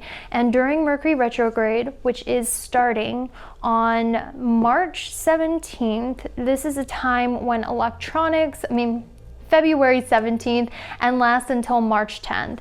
This is a time when electronics mess up. This is the time when travel plans might get delayed. This is also a time because Mercury is going to be in Pisces, which is an emotional sign. We could think with emotion rather than logic, and because of that, unnecessary anxieties and fears could come up during this Mercury retrograde. It's just a really bad time that no one likes. And for you, Libra, because this Mercury retrograde is going to be happening in your 6th house, and Mercury rules your 12th house of dreams, okay? With the 7 of Cups and the 4 of Swords, I do see, Libra, you guys are going to need a lot more sleep than you normally do during Mercury retrograde. You can start to expect it around February 17th, and I know a lot of you Libras are like, what are you talking about? I already need a lot of sleep. But this is definitely going to be a time when you're going to need a lot more of it. Take it easy on yourself, okay?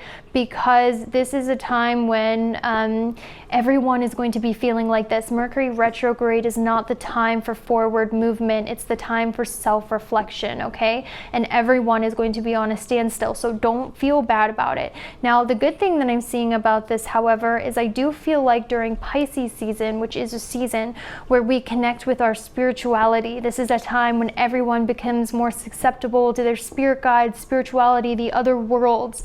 Pisces season is like a mystical season. I do see a lot of you guys are going to be getting some symbols in your dreams. Pay attention to your dreams. And I'm telling you, Libra, especially if you're Libra ascendant, but for any Libra, with the 12th house of dreams and your 6th house of routine in Pisces, I do see a lot of you are going to be making contact with your spirit guides or having very profound dreams that you should write down, because there are some signs in there as well. And I also feel like, Libra, this is an amazing time for you too, because with your 11th house of friendship, in your 6th house of service, and you're being help and acceptance, I feel that you guys are going to have a really good friend, you know, coming into your life, or there's going to be like somebody who helps you out towards the end of February, which is a really amazing thing. It's almost like the past good deeds that you did are going to come back to you. And I also feel like as well, Libra, this is a time when you're really starting to rewrite your beliefs on, like this is a time when you're supposed to be examining if you really believe in what it is you're doing during the day. That's what I really see, Libra, because with Mercury retrograde, this is really trying to get you to slow down, to tell you, like, is this job, is this routine really how you want your life to look like? So you're being asked to slow down and really think about what you want. Is this what you really want? Is this bringing you happiness? So that's something you really need to consider, especially with the North Node being in your 10th house. It might be time for you to move on to something that you really believe in or enjoy, if you're not really doing that currently, because I'm sort of feeling with the full moon in the February 9th in your 11th house, it's like you had a wish fulfillment or something is finalized at your current job. And with the new moon in the 6th house, this is almost telling me like maybe it's time for you to really freshen up what you do during the day, whether it's learn a new skill or go into a different department, because where you are now might start to get really boring and uninspiring. So it's time for you to find the next best thing, I feel like. So that's all I have for you, Libra. I hope you have a fantastic month, and I'll see you later. Bye. All right, Scorpio, let's see what is happening for you February 2020. Now we are going to break it up into 3 different parts. The first part, the second part, and the third part. We are going to be using astrology, but we're also going to be using the tarot cards. So you guys are going to get a really good representation of what you can expect, like a full detailed analysis. So let's start off with the first part for you, Scorpio. So the first card we have is Mother Healing. As your feelings toward your mother heal, your desires manifest more rapidly and accurately. We also have feelings, failure, clarity, the Knight of Cups, as well as the Two of Cups. So for some Scorpios, honestly, what I'm seeing is I do feel like a lot of you could have some love interest come in, or you guys could have some wish fulfillment in love, okay? Or somebody could admit their feelings for you, because the Knight is a messenger of emotion, and with the Two of Cups, this is a very known soulmate card or dating card. Now, this obviously is not the case for all Scorpios, okay?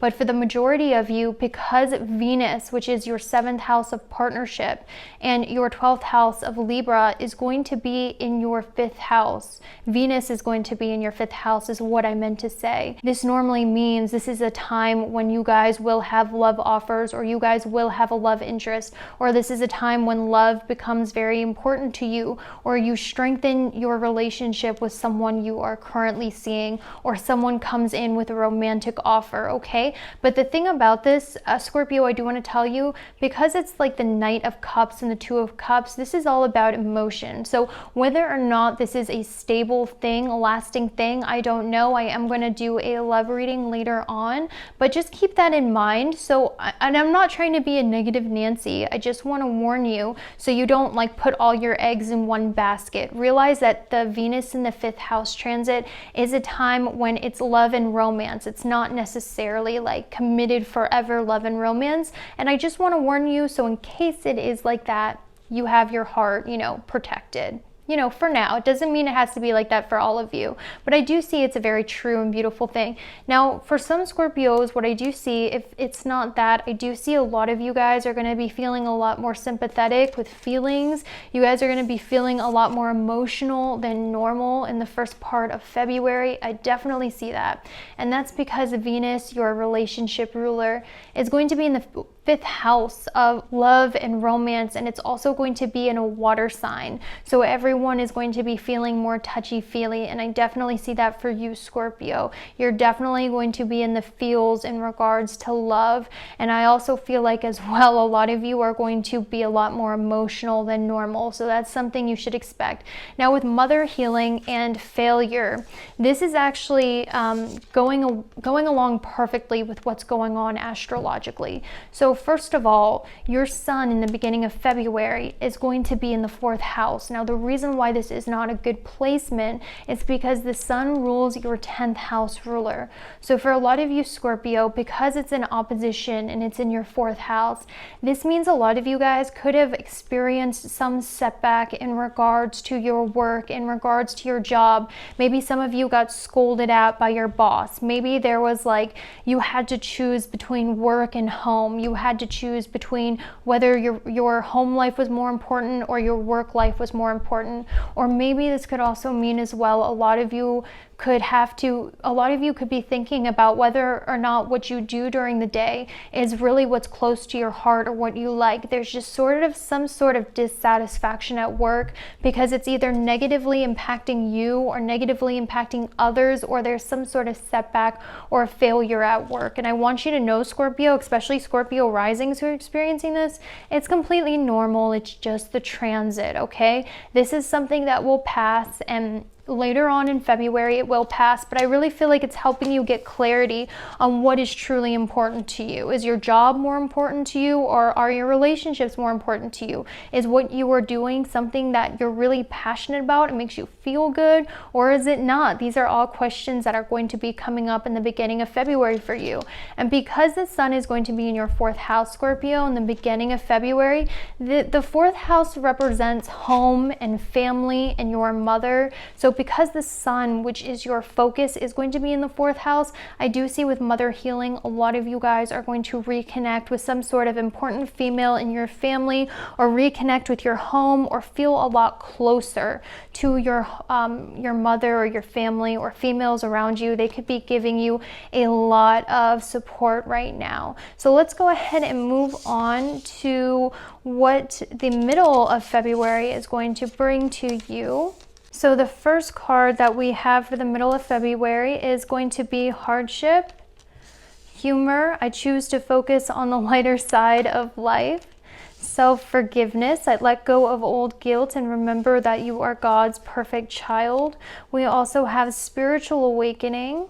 We have the 5 of Cups, and we also have the 5 of Wands.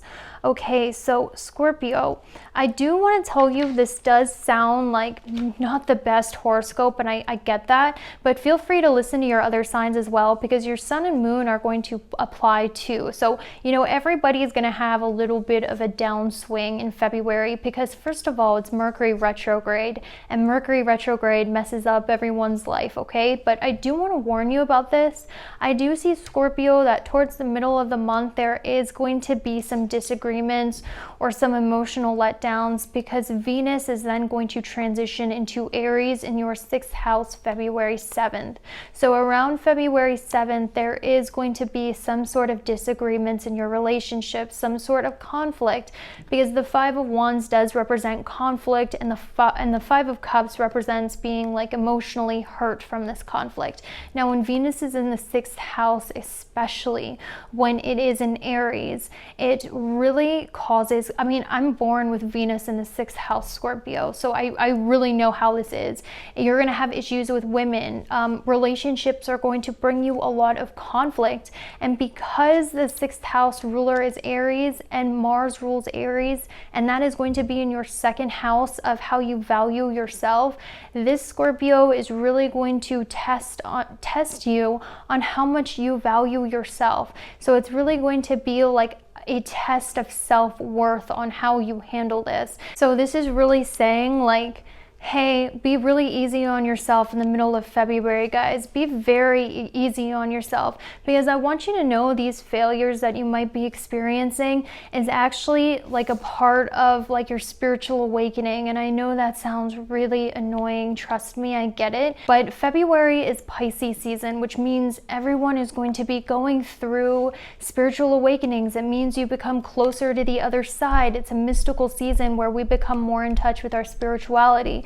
And for you, Scorpio, you are going to be in touch with your spirituality and the best path for you during this hardship when you do fifth house things, because Pisces rules your fifth house. So if you guys are experiencing failures at work, creative blocks, if a lot of you guys are experiencing hardship, or if you're experiencing conflicts in your life, it's best for you to explore the fifth house matters, because this is when you're going to receive your spiritual awakening, and this is like the best route you can take for your happiness. Like, this is your escape out, okay? This is what happens during Pisces season. Outside circumstances or inner circumstances force us to find spirituality or reawaken our inner child. So for you, the fifth house is actually related to humor.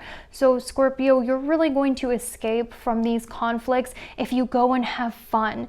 Be your inner child again. Like, the fifth house is all about love, romance, being creative, doing something fun. Take a vacation, do something because it's silly. Don't be so focused on work or your responsibilities. I'm telling you, Scorpio, in February with Mercury retrograde messing up our brains, this is really just going to bring you a lot of pain and conflict. I'm telling you, like, if you were to just do something fun, if you were to go out with your friends, or if you were to do something a little reckless responsibly that you wouldn't normally do, if you were to just like go out and enjoy a movie even, all of those things are going to lead you to your spiritual awakening and your right path. And that's how you're going to become inspired again. Not chasing success, but by going and having fun, you're really going to get clarity on where you need to be and what you need to do. I know that sounds like counterproductive, because normally if we are experiencing setbacks, we want to keep going. But I'm telling you right now, that's not going to work during Mercury retrograde and Pisces season. The best thing for you to do is have fun and do something fun. It's okay if you need to take a break from work and your responsibilities. Go ahead and do that for yourself. Don't tell your boss I told you that. Don't use me as a pass, but that's just all I'm saying. So let's go ahead and move on to your last pile to figure out what is coming for you in the last part of February. So we have the Gratitude card, Judgment, Empowerment. You're more powerful than you realize. It's safe for you to be powerful.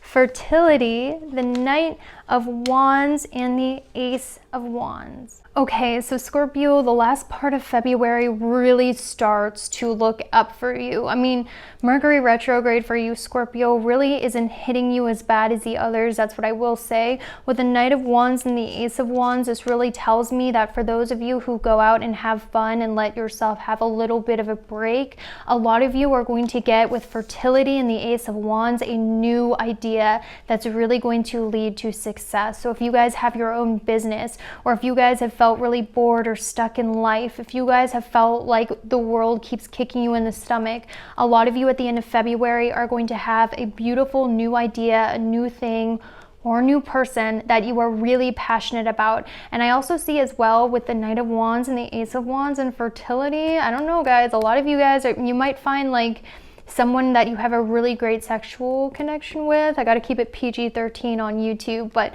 you know what I'm trying to say? And this also means as well, guys, like I really feel like you're going to get your passion for life again, okay, towards the end of February. And I also feel like as well that all of those setbacks you experience are actually going to empower you and cause you to have more creative ideas, more divinely blessed ideas that are going to lead to success. I also want to tell you guys as well, Scorpio, that Mars is going to be conjunct the South Node in your third house towards the end of February. So this means a lot of you are going to have a lot more confidence. A lot of you are going to have a lot more drive to get things done. A lot of you guys are going to feel empowered to start pursuing something that is going to change your life for the better. But what I'm seeing as well is that this also tends to bring a lot of anger. This tends to bring a lot of like doing things without thinking. So that's something I do want to warn you about as well, because fire energy can be a little bit destructive sometimes, even though I'm a fire sign, and it's just the truth of the matter. So that's all I have for you, Scorpio. I hope you have a fantastic month, and I will see you later. Bye. All right, Sagittarius, let's look at your February 2020 prediction. Now, I am going to break it up into the first part, the second part, and the third part, and we are also going to be using astrology as well as tarot to see what is coming for you, because we are going to try to get as accurate as possible when it comes to these predictions and get as specific as possible. So let's go ahead and start out with your first part of the month, Sagittarius. We have challenges, unbearable situations throw you directly into God's arms if you are open. Please take over, divine, and guide the right actions. Please take this burden and show me your will. We also have discipline. I can accomplish what I set my mind to. We have alchemy. You have the Midas touch right now, and every project you begin turns to gold. We also have ancestors, the magician, and the Hierophant. So Sagittarius, what's going on for you in the beginning of February is the sun is going to be lighting up your third house of Aquarius. Now, the reason why the sun is so important when we're looking at horoscopes is because the sun shows you what your soul wants to accomplish for the month, and that's really going to show you what you can expect. So for you, Sagittarius, because the sun is lighting up your third house, this means you should be having an extra boost in confidence, because when the sun is in your third house, you are going to be feeling more empowered, more energized than ever before. This is a great placement for sun because it really reawakens our belief in ourselves. And I really do see that with the Magician and the Hierophant.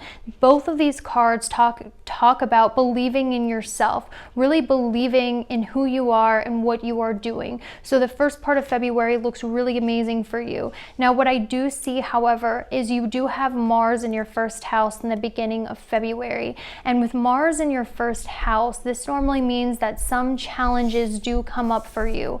And the reason why I'm saying this, Sagittarius, is because Mars represents conflict. Mars represents being competitive and wanting to fight, wanting to prove yourself. And it also represents battles in your everyday life. And that's in your first house of appearance and personality. And what I'm seeing, Sagittarius, is because the sun rules your ninth house, and the sun is in opposition, which means directly across in the third house.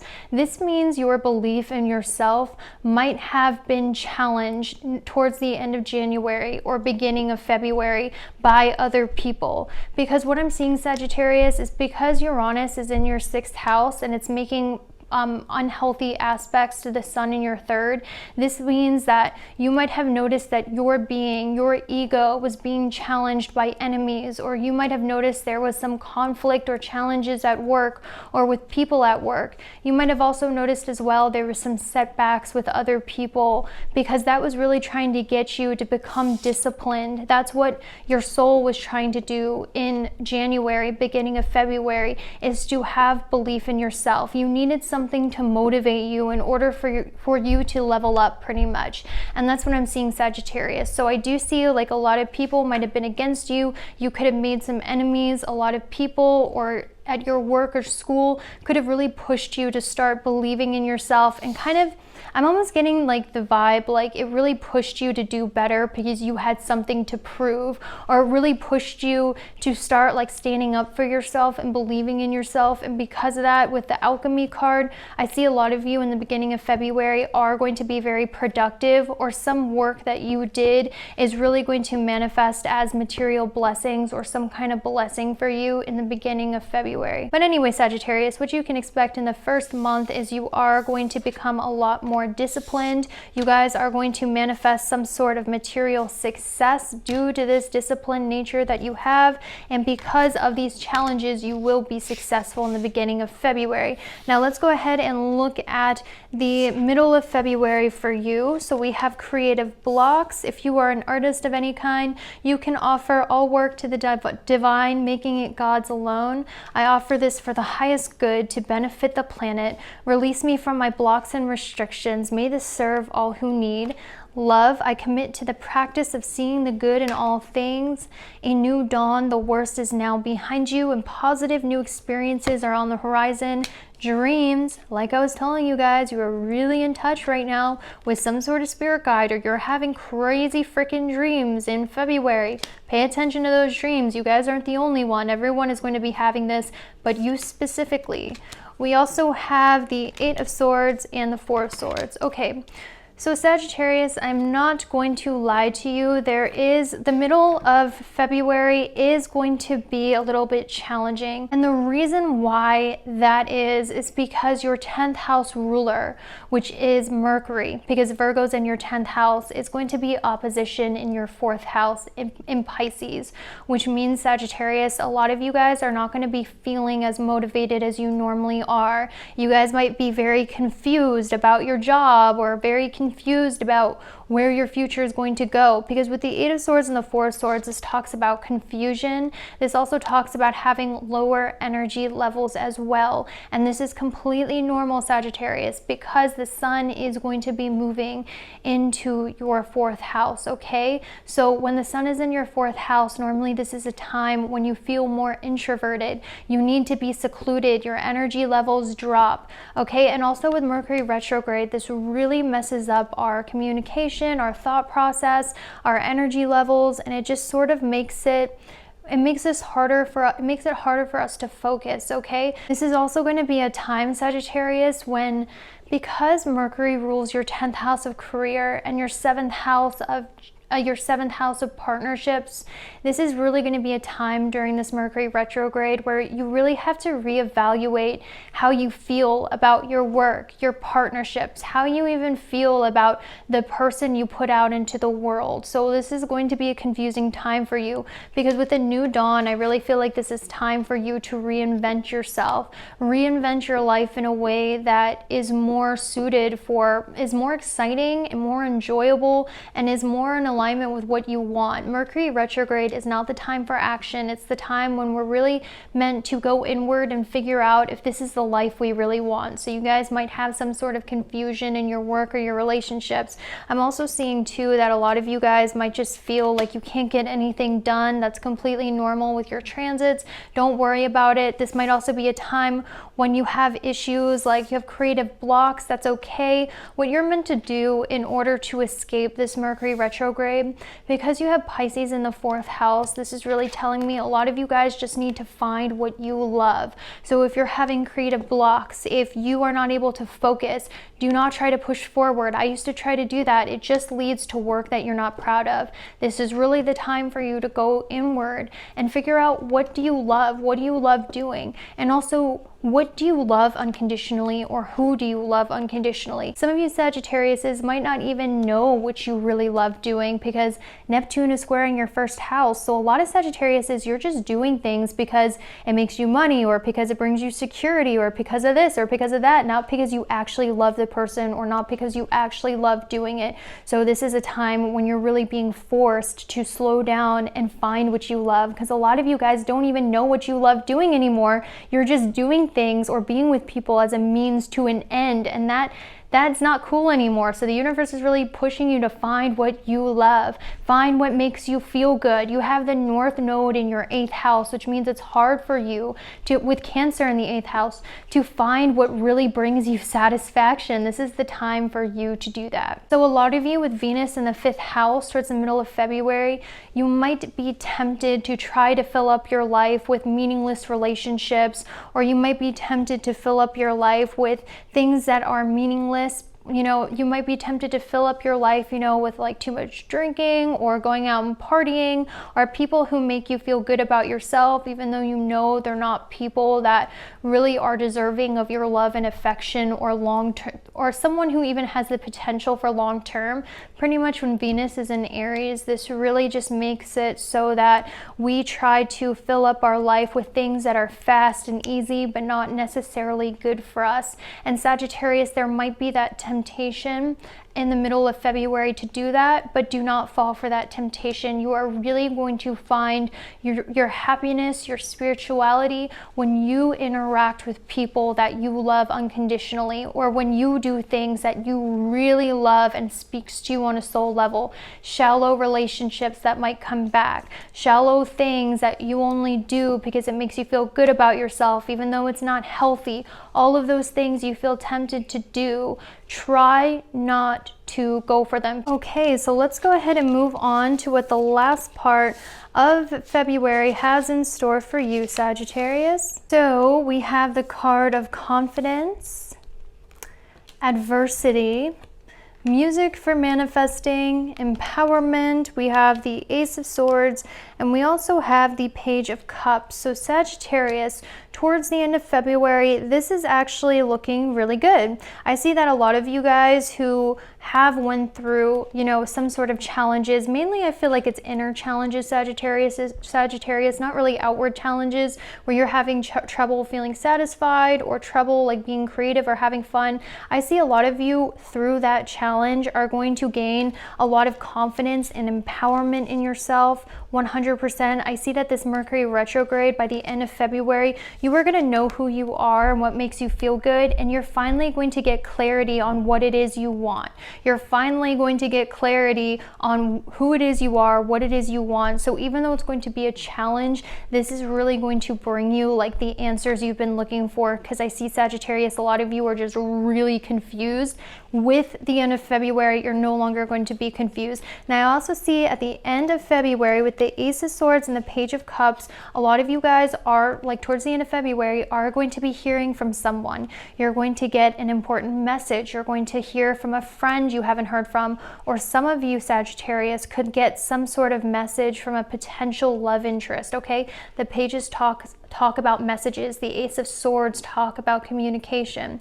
And I really feel like, Sagittarius, towards the end of February, an old friend, a new love interest could message you on social media, an ex could reach out, or someone you've been wanting to hear from could reach out to you at the end of February. And I'm also seeing as well, if not that, this could mean the start of a new romantic connection, or you could be messaged by a new friend on social media, online. Just expect some sort of important message from someone who wants to offer you some sort of connection, whether it's romantic or friendship. And I'm also seeing as well, with music for manifesting, Sagittarius, some of you guys really need to go back to doing music. I see a lot of you guys used to do music. You used to love music a lot, okay? Maybe this is a thing that would really help you escape the everyday, and this is something that you should most certainly be pursuing. So that's all I have for you, Sagittarius. I hope you have a fantastic month, and I'll see you later. Bye. All right, Capricorn, let's see what February 2020 has in store for you. Now, I am going to be breaking it up in 3 parts. The first part, the second part, and the third part, we are going to use astrology as well as tarot to figure out what's coming for you, so we can give you the most detailed representation of what you can expect. So the first part of February, you have the card spaciousness, self-employment, health, peace, 4 of Wands, as well as the King of Wands. So Capricorn, the first part of February actually looks really good for you. And the reason why that is because Venus is going to be in your 3rd house of Pisces. Venus loves being in the 3rd house. Venus does really good things in the 3rd house, and it's going to be there until February 7th. So towards the end of January, beginning of February, Capricorn, you might have noticed that some sort of wish of yours has come true. So what I'm seeing with the self-employment, the Four of Wands and the King of Wands, is some of you guys could have received some sort of promotion. Some of you guys could have started like a new home business or a business at home. For those of you who are self-employed, this is really good for you, because I do see end of January, beginning of February, there is some sort of promotion, some sort of raise, some sort of advancement for you, Capricorn, in your career that does really well. And even if you don't have your own business or anything like that, I see that there's some sort of advancement at school or work, some sort of recognition, some sort of celebration in your favor, Capricorn, towards the beginning of February, end of January. This is all very, very good things. Capricorn, what I'm also seeing as well is that recently a lot of you guys have been working on your mental health. A lot of you guys have been working on your physical health, your mental health. You have been making changes recently that has really helped the way you feel about yourself and has really improved your health. Because when I see health and peace, this really tells me a lot of you guys have done something that's really improved your mood, that has really brought you a lot of peace. And with spaciousness, this could even mean for some of you guys that you have decided to remove fully people in your life who are no longer healthy. This could mean you decided to redecorate your home or throw out things that were just junk and weighing you down. Some of you guys could have thrown away or given away a lot of things, and this has really helped your mental health. Some of you guys could have given up old habits. Some of you guys could have even like taken the initiative to really improve your life in some way by doing some sort of healthy routine or by doing some sort of healing thing, whether it was cleaning, seeing a therapist, whether it was getting rid of things or people that no longer serve you. You guys have really leveled up in life. And I know, Capricorn, recently it has not been the easiest time for you because you had all those heavy planets in your first house. But I see, Capricorn, a lot of you guys got fed up with that and you decided to fix your life. And because you decided to fix your life has started to get a lot better. You guys are feeling a lot more optimistic. You guys are feeling a lot more positive. Your mental health, your physical health has all improved. Now let's go ahead and move on to the second half, or the second part of your February 2020, Capricorn. And what I do want to tell you guys is I'm really proud of you for getting through the past year. You guys did an amazing job, okay? Like, you had Saturn and Pluto, which are the heaviest planets in your first house of personality. So I know you guys haven't been having the best time, but recently you guys have been improving. And I also want to mention, like, the first part of February, I do see some sort of reunion, some sort of birthday party, some sort of celebration, some sort of like celebration towards the end of January, beginning of February. That's a lot of fun too. So that's another thing I picked up. But let's go ahead and move on to the middle part. So we have worry, divine magic, extra magical energy surrounds your situation right now. Expect miracles. We have true love. We have self-love. I hate hearing the word self-love. I don't know why. It just seems patronizing. Like, oh yeah, you get love, self-love, like whatever. No, I'm just kidding. But we also have death and judgment. So this is what I see for your middle month, Capricorn. Death and judgment always talks about some sort of big change. And you have both of the really big change cards in your spread, which means in the middle of February, there is going to be some sort of major life change that happens to you. Now, I don't want you to worry because we have the worry card, literally point blank, because we also have the card divine magic. Extra magical energy surrounds your situation right now. Expect miracles. So guys, normally with the death card, this means that there's some sort of ending in our lives that is not really what we want in the moment. But with the judgment card, this talks about fated change. You couldn't change this even if you wanted to. And I don't want you guys to worry, because we do have the worry card. I see it right there, because trust me, it's not going to be that traumatic, because it's going to lead to blessings. A lot of the times when things happen or things end in our lives, it's because it was meant to end to lead us to something better. And I know people say that all of the time, and it's really annoying to hear, but it is the truth. My life is a constant up and down battle, and every time there's a down, I always see later on why there had to be a down, because there was something better coming back up every single time. I have my planetary ruler ruler in the 8th house of ups and downs, so it's my whole life.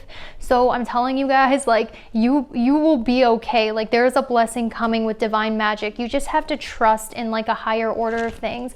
Now, it's funny because in Pisces season, like I was telling all the other signs, this is a time when we're really being forced to get back in touch with our spirituality. This is a time when everyone has heightened psychic abilities. This is a time when we become more spiritual, or we're forced to find the spiritual side, whether it's our higher selves or whether it's like, you know, getting in touch with our spirit guides or what we believe in.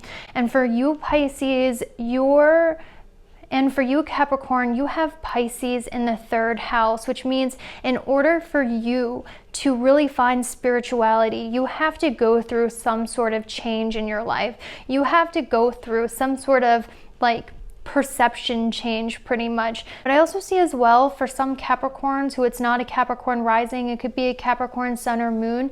This change could be just internal, where you change the way that you see yourself and you begin to love yourself and value yourself, and you start to see yourself for who you truly are. And this comes from some sort of struggle or some sort of change that you've went through. So I really don't want you guys to worry at all, because everyone's going to be going through a little bit of a difficult time, because it is going to be Mercury retrograde, and it's also going to be happening in your 3rd house. So for some of you, this could mean you guys move, or you decide to change where you live. You guys might have to go on like a new venture in life that you're really worried about, and I'm hearing don't worry, you're making the right changes, you're on the right path. Okay, so let's move on to the last part of your February 2020 Capricorn. Let's see what the last part has in store for you. So we have the Envy card. I am the same as everybody, but with different challenges. Being enough, the innermost heart says you are enough, nowhere to go, nothing to get, nothing to change, no need to grow, more deserving. You, yes, you are love. Rest, you've been working hard, take a nap and get some rest.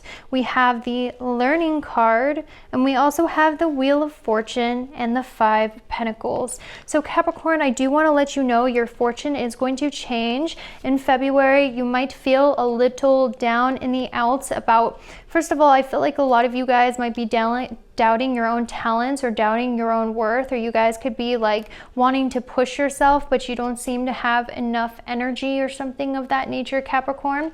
This is normal during Pisces season. You are having Mercury retrograde in your 3rd house, so you guys are going to be more energetically drained.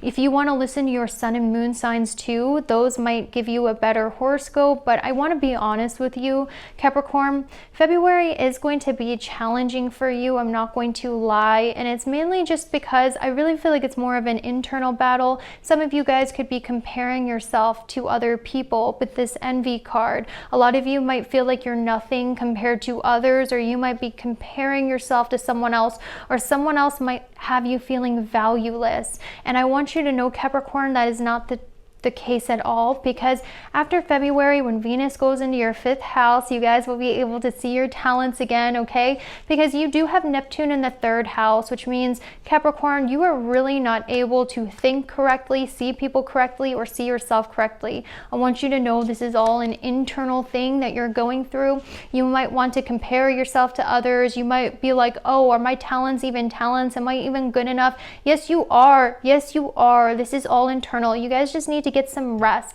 And honestly, what I'm seeing for you, Capricorn, because you have Pisces in your 3rd house of learning and education, this means you're really going to find spirituality when you improve your education, when you read books, when you learn about your talents, when you develop your skills so you are more confident in yourself. That's what I see. I see a lot of you guys might also decide to like read more, or you might decide to really develop your skills. Those are all ways you're going to escape your mental head telling you you're not good enough, your talents aren't enough, or anything stupid like that. Because what I'm seeing, Capricorn, is right now you have the ability to learn anything you put your mind to. You have Jupiter in the 1st house, which means anything you put your mind to, you'd be able to learn. And I feel like Capricorn, how you are going to get through this February is by doing that. Now, next month, it's Taurus season. That's going to be so much better for you. Taurus season is always better for you. So try to hang in there until like early March, and things are going to start looking up.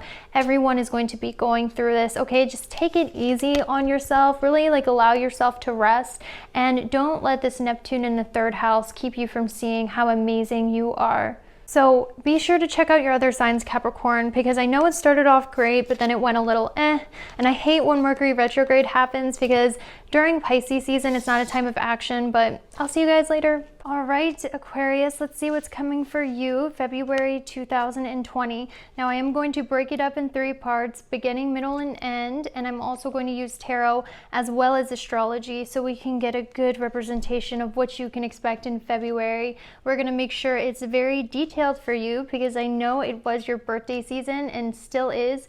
So happy birthday, Aquariuses. So let's go ahead and look at the first part of February for you. So the tarot that we have is imagination. I embrace and nourish the creative aspect of my mind. We also have doubt, treasure chest, an unforeseen windfall of new abundance comes to you now. We have flexibility. And we also have the King of Cups and the Hierophant. So Aquarius, this is kind of what I'm seeing for you recently and towards the beginning of February. I do believe with the flexibility, the King of Cups and the Hierophant, a lot of you Aquariuses have had a lack of boundaries in your relationships. And that is because in January, towards the beginning of February, the Sun, which is your 7th house ruler of partnerships and relationships, was in your 1st house. So the universe was trying to get you to figure out what it is that you want and need, as opposed to what other people want and need. And what I'm seeing with Neptune being in your 2nd house is a lot of you Aquariuses don't really have boundaries with other people, or you don't know what it is that you actually want. So maybe you just go along with what other people want, or maybe you just kind of like, you feel more comfortable helping other people than you do yourself, because you don't know what you want. So in turn, you just try to help others or do for others or focus on others. What I'm seeing, guys, is a lot of you as well with Neptune in the 2nd house. This might make it very difficult for you guys to really see what your natural talents are. So currently, Aquariuses, not only are you confused about what you want, not only do you feel more comfortable talking about others, taking care of others, because you don't really know what it is you want and you don't really know how to focus on yourself, you also just don't see like your own talents. Because when I see the doubt and the treasure chest next to each other, it's almost like you don't see your value, you don't see your worth, you don't see your talents. And maybe some of you let other people tell you what you're worth, because you don't know really what you're worth, and that's why you overcompensate by focusing too much on others. That's what I really see for you, Aquarius. And I'm sort of seeing like a lot of you kind of have with the doubt or like imagination, a lot of you guys kind of just don't feel like your emotional needs are ever being taken care of. You kind of just feel like you have to be the bigger person and kind of just swallow your own needs, but that's definitely not the case. With flexibility, I see that a lot of you guys have just been way too flexible with people recently. Now, I also want to point out to you guys as well that Mars is in your 11th house of Sagittarius for the beginning of February, but Neptune in your 2nd house is squaring it, which means a lot of you guys have a hard time figuring out where you want to go for the future, or you have a hard time really thinking about what it is that you want for the future. But the positive thing that I'm seeing, Aquarius, is I do see that a lot of you guys have been like very influential for other people. Like with the King of Cups and the Hierophant, this makes me feel like a lot of people have been coming for you for spiritual advice, spiritual knowledge. You might have felt more in touch with spirituality. A lot of people might have been listening recently to what you have have to say. Maybe you have a lot of powerful spiritual insights. Your psychic abilities could have raised. You could have noticed that you've been a counselor for a lot of people. It's almost like you're able to see other people's talents and the good in others, but you have a hard time seeing your own talents and your own worth. I just sort of see a lot of you guys have been a spiritual authority for other people recently. You know what I'm talking about, where people are really coming to you for advice or therapy or spiritual insights, because you've been very like spiritually inspiring recently, and you might have noticed that in yourself as well. And I also see too that a lot of you guys have been developing your creativity recently. However, recently you've been doubting your creativity or doubting your own talents, and that's completely normal. Recently you've been doubting your own creativity. I definitely see that, but guys, there's no reason for you to doubt it. There's no reason for that to happen, because the reason why you aren't able to see it is because Jupiter's in your 12th house, Neptune's in your 2nd house. All right, guys, keep developing your creativity, because there's an unforeseen windfall of new abundance awaiting for you. All right, so let's go ahead and move on to the second part of your February 2020 Aquarius. Let's go ahead and take a look at that. So we have the Ambition card. We also have Positive Energy.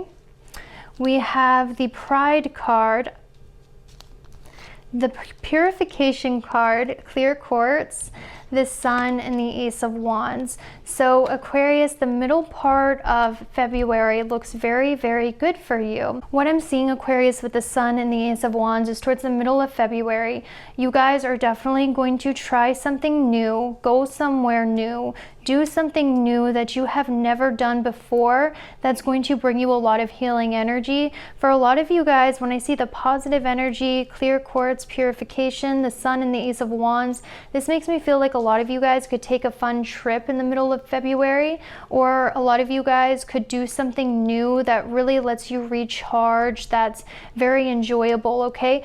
But what I'm also seeing as well, because this is a general reading, Aquarius, is I really do believe that a lot of you, with Venus going into your 3rd house of Aries, February 7th, Venus loves being in the 3rd house. Venus does really good things in the 3rd house, guys, like really, really good things. So what I'm seeing for you, Aquarius, is there's going to be some wish fulfillment for you around February 7th, around like the 2nd week of February. And for you with the Sun and the Ace of Wands, I think it's that you guys are going to finally see what it is that you are good at. You're finally going to see what your passion is, and you're finally going to be able to choose a direction and where you want to go, okay? I really feel as well that a lot of you guys will experience an increase in mood too, so this is all very positive. And also with the Ambition card, and also because there's going to be a full moon February 9th in your 7th house, and the moon rules your 6th house, and it also has the North Node in there, which amps it up. This really makes me feel like a lot of you guys, there could be a new beginning in your career. There could be like, you could be offered a promotion, or you guys could have a renewed sense of passion in your job. A lot of you guys could change your job into something that's more enjoyable, or if not that, you could just do some, like make some sort of change that makes your everyday life more enjoyable, or like brings the passion back in what it is that you do during the day. So some sort of positive new beginning or positive change in your everyday work routine that is going to, like, it's going to be something you take a lot of pride in. It's going to be something that you have a lot of joy in. So that confusion of the future, or what you want to do, is going to subside a little bit as well. Because what I'm really seeing for you, Aquarius, is Mercury retrograde is really just going to reveal your talents for you. Because the Mercury retrograde is going to be happening in your 2nd house. And normally Mercury retrograde brings havoc, but for you, Aquarius, I don't think so. I think it's actually going to reveal to you what you really want. It's going to reveal to you what your talents are. It's going to reveal to you what it is you're passionate about and what you want to pursue. And you're going to take a lot of pride in what you do. You're going to feel ambitious.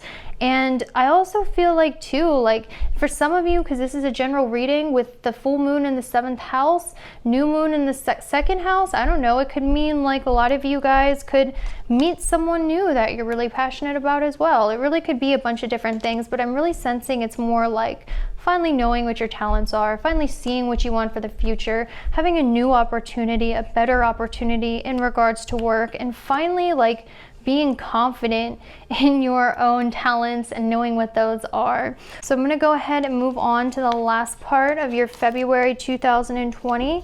Let's go ahead and see what's in store for you, Aquarius. So for the last part of your February 2020, we do have intention, fear, protection, new beginnings, and we also have the Three of Pentacles and the Six of Wands. So Aquarius, this just looks even better for you.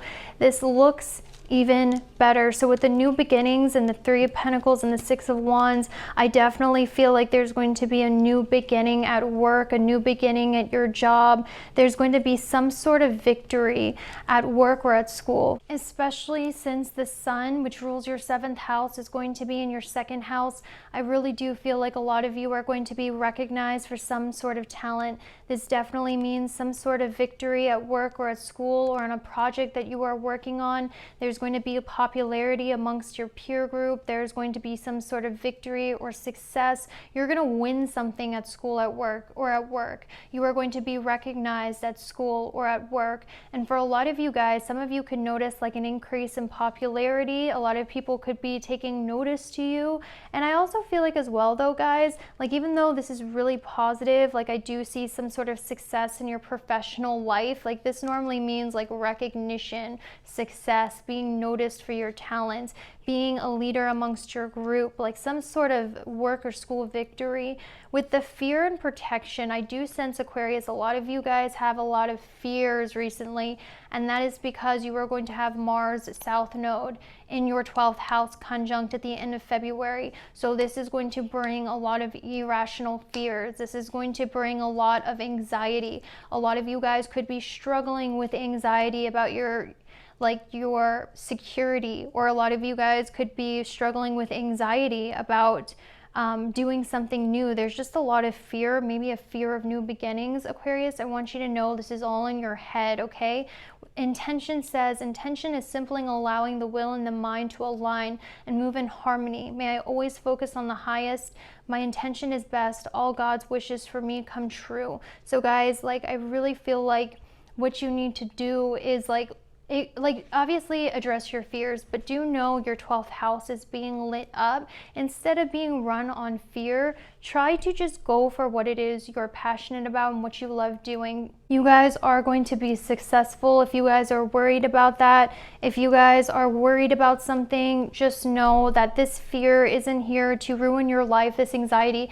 It's just trying to push you to your North Node in the 6th house, which is of really like pursuing what it is you love doing during the day. So that's really all I have for you, Aquarius. I hope you have a fantastic month, and I'll see you later. Bye. All right, Pisces, let's see what's coming for you in February 2020. We're going to break it up in 3 parts. The first part, second part, third part, we're going to use astrology, and we're also going to be using tarot. Just making sure my mic is picking this up. I hate when that happens.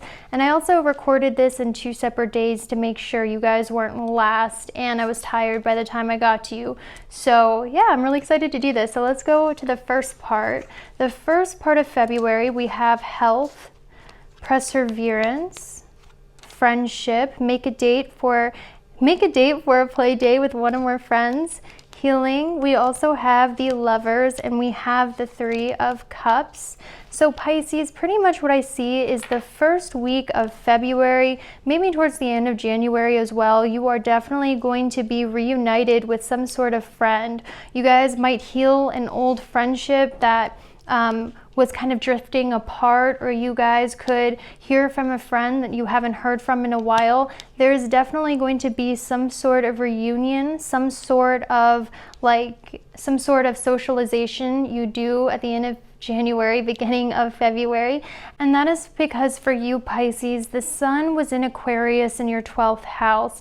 And what this really means is like healing your friendships, okay? Because I know recently, Pisces, a lot of you have kind of felt, well, this past year, a lot of you have felt like friendships were very difficult. You might have felt like you didn't have a group, you had a hard time fitting in, or you were very disinterested in friends, or friends just brought you nothing but trouble, Pisces.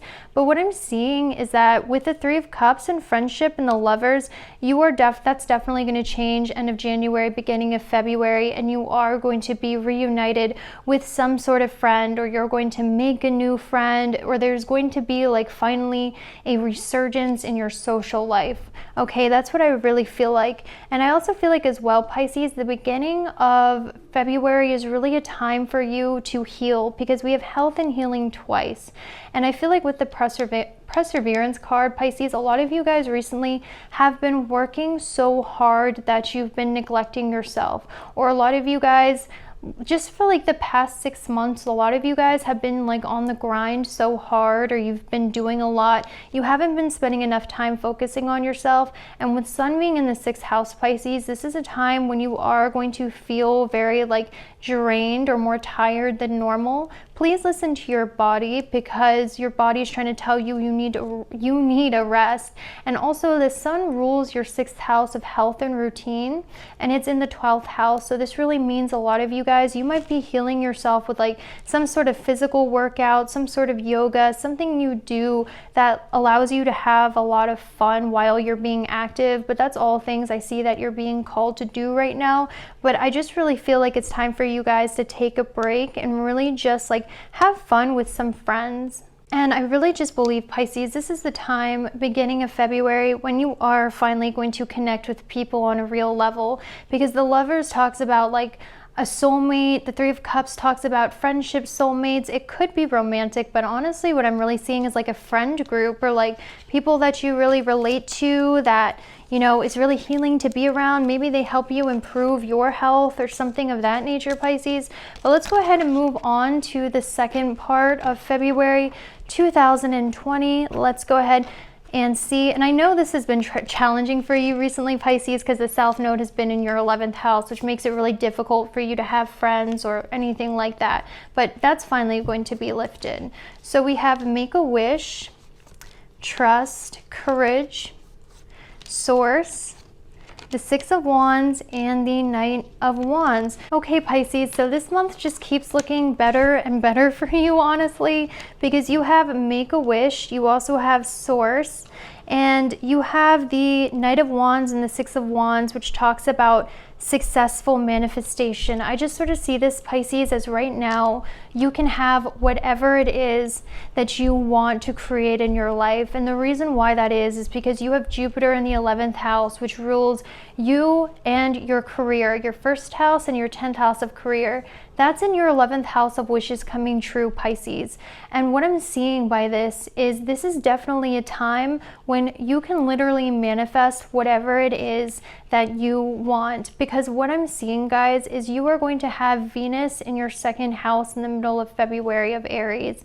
And then Venus is going to be in the 2nd house of Aries, but the ruler of the 2nd house, Mars, is going to be in your 10th house. And then the ruler of the 10th house, Jupiter, is in your 11th house. So guys, if you want career success, if you want to become successful or be the best at whatever it is you want to do right now, this is something that you can do right now. And we have trust and courage. Trust and have the courage to do it. Because what I'm seeing, Pisces, with Mars being in your 10th house of career, squaring your 1st house, is some of you might be scared of getting recognition. Some of you guys might not have the courage to put yourself out there all the way. Some of you guys might not have the courage as well to like try something new or change things up a bit, because maybe you feel scared, or maybe there's not enough courage there, because we do have that Mars square your first house. But what I do want to tell you, Pisces, is like, I understand that, but right now you can do and have pretty much whatever you want. You just have to trust yourself enough and go after what you want, is pretty much what I see. And I also see as well with the Six of Wands and the Knight of Wands, guys, right now as a Pisces, but especially if you're a Pisces rising, everyone's attracted to you. You have Neptune in the first house, Pisces. And I believe Neptune is also still in your, or Lilith is also in your first house too. So right now, Pisces, especially Pisces risings, you are the most attractive. Everyone thinks you're attractive. You are having the glow up of your life, okay? So pretty much I see that a lot of people are going to be competing for your attention, or you could have a lot of people who actually have like a giant crush on you. But what I'm seeing, Pisces, is be very careful about who really likes you and who is just using you for your looks or as a conquest, like, because I think sometimes, Pisces, that can be very confusing for you. I'm sure someone has like good intentions, but I am warning you of that. Pretty much what I'm seeing is, Pisces, like, the only thing you need is belief in yourself. You are going to have the full moon in your 6th house, so I feel like a lot of you guys have completed some sort of like responsibility. You guys have completed some sort of job. You guys have completed something at work, okay? There's some sort of completion happening for you at work or at school or like in service to others. Like, the difficulty is over for you, Pisces. You're gonna have the new moon in your 1st house, which means it's time for you to focus on what it is that you really want to do, what it is that you want for the future, and have the courage to let go of whatever in the past is no longer giving you inspiration. Because with your 1st house ruler in the 11th house and the new moon being in your 1st house, now is the time for you to explore your true passion, as opposed to whatever it is you were doing before. That's what I see, Pisces, that maybe you kind of just got stuck in a rut with. So let's go ahead and move on to the last part of what February 2020 has in store for you. So we have purpose. I know what I'm here to do. We have courage again. This talks about having the courage to do it. Watch your thoughts. It's important to only think about what you desire, not what you fear. Healthy body, judgment, and the Empress. So Pisces, the last part of February gets so much better for you. Well, it's all going to be good for you, actually, Pisces. I don't know why I'm saying that. I think I was just used to the other signs where I had to be like, oh, this sucks, but at least you have this. But what I'm seeing is that courage thing is here again, that courage thing. And Pisces, what I'm seeing is towards the end of February, the sun, which rules your 6th house of work and routine, is going to be in your 1st house, which means a lot of you with healthy body are going to be very focused on your health, on your physical health. You could also be focused on improving your physical appearance, because the 6th house ruler is about, or the 6th house is about like fixing imperfections. It's also about fixing what needs to be fixed. It's about routines. And since the ruler of that, the sun, is going to be in your 1st house, a lot of you could be very perfectionistic on yourself at the end of February, because we have judgment in the Empress, which talks to me, I think, about you judging yourself too harshly at the end of February, because we also have watch your thoughts. Watch your thoughts about yourself and your body, okay? Because when you have that 6th house ruler in your 1st house, you guys are going to be hypercritical on the way you look, your appearance, on changing your appearance. Some of you guys could even change your appearance. You guys might go a little too hard at the gym. But I'm also seeing as well, guys, like this is the time for you too to just make major changes to you, because during Pisces season, which is your season, by the way, happy birthday, this is a time when we really find spirituality. This is the time when we get in touch with our spiritual sides. But for you, Pisces, you're always like that anyway. So this is really just a time for self-improvement. That's how you're really going to get in touch with where it is that you need to be. Also, Pisces, if you run across jealous people, which you will, because right now, like I said, Pisces are winning at life. Pisces are the most beautiful right now according to astrology, you are going to run across some jealous people because Mars is going to be in your 11th house, and Venus, which rules your 8th house and also rules your 3rd house, is in your 2nd house, which tells me a lot of people are going to want what you have. A lot of people might, you know, be very spiteful towards you. You could receive a lot of judgment. Just know that these girls are just, or these boys, they're just jealous of you, honestly. Like, that's honestly what it is. I wouldn't tell you that if that wasn't the truth, because I hate when people say, oh, they're mean to you because they're jealous, because that's not always the case. But for you Pisces, it most certainly is the case. If you run into judgy people, or if you run into jealous people, they are just jealous of you. Also guys, Pisces, I heard the message of don't get stuck where it's safe. Have the courage to pursue what you really want to do. That's the biggest thing I see for you guys right now. You have Neptune in your 1st house, which is squaring the Mars, your courage, in your 10th house. So a lot of you guys have fear about change, or a lot of you guys have fear about standing up or standing strong, and being true to who you are. But what I'm seeing, Pisces, is if you can get through that, you are really going to like achieve really great things in your life. The only thing is like getting stuck in the trap of staying where it's comfortable, getting stuck in the trap of, you know, doing something you don't want to do because you want to appease other people, or you're scared of being in the spotlight, or you're scared of putting yourself out there, Pisces. I see a lot of you guys are really scared of that. Like, you might want it, but at the end of the day, you're scared of controversy or something like that. You're scared of putting yourself out there because of that. Watch your thoughts. You know what you're meant to do. You are your harshest critic, if that makes sense. Okay, Pisces? So that's really all I have for you, Pisces. I hope you have a fantastic February, and I'll see you later.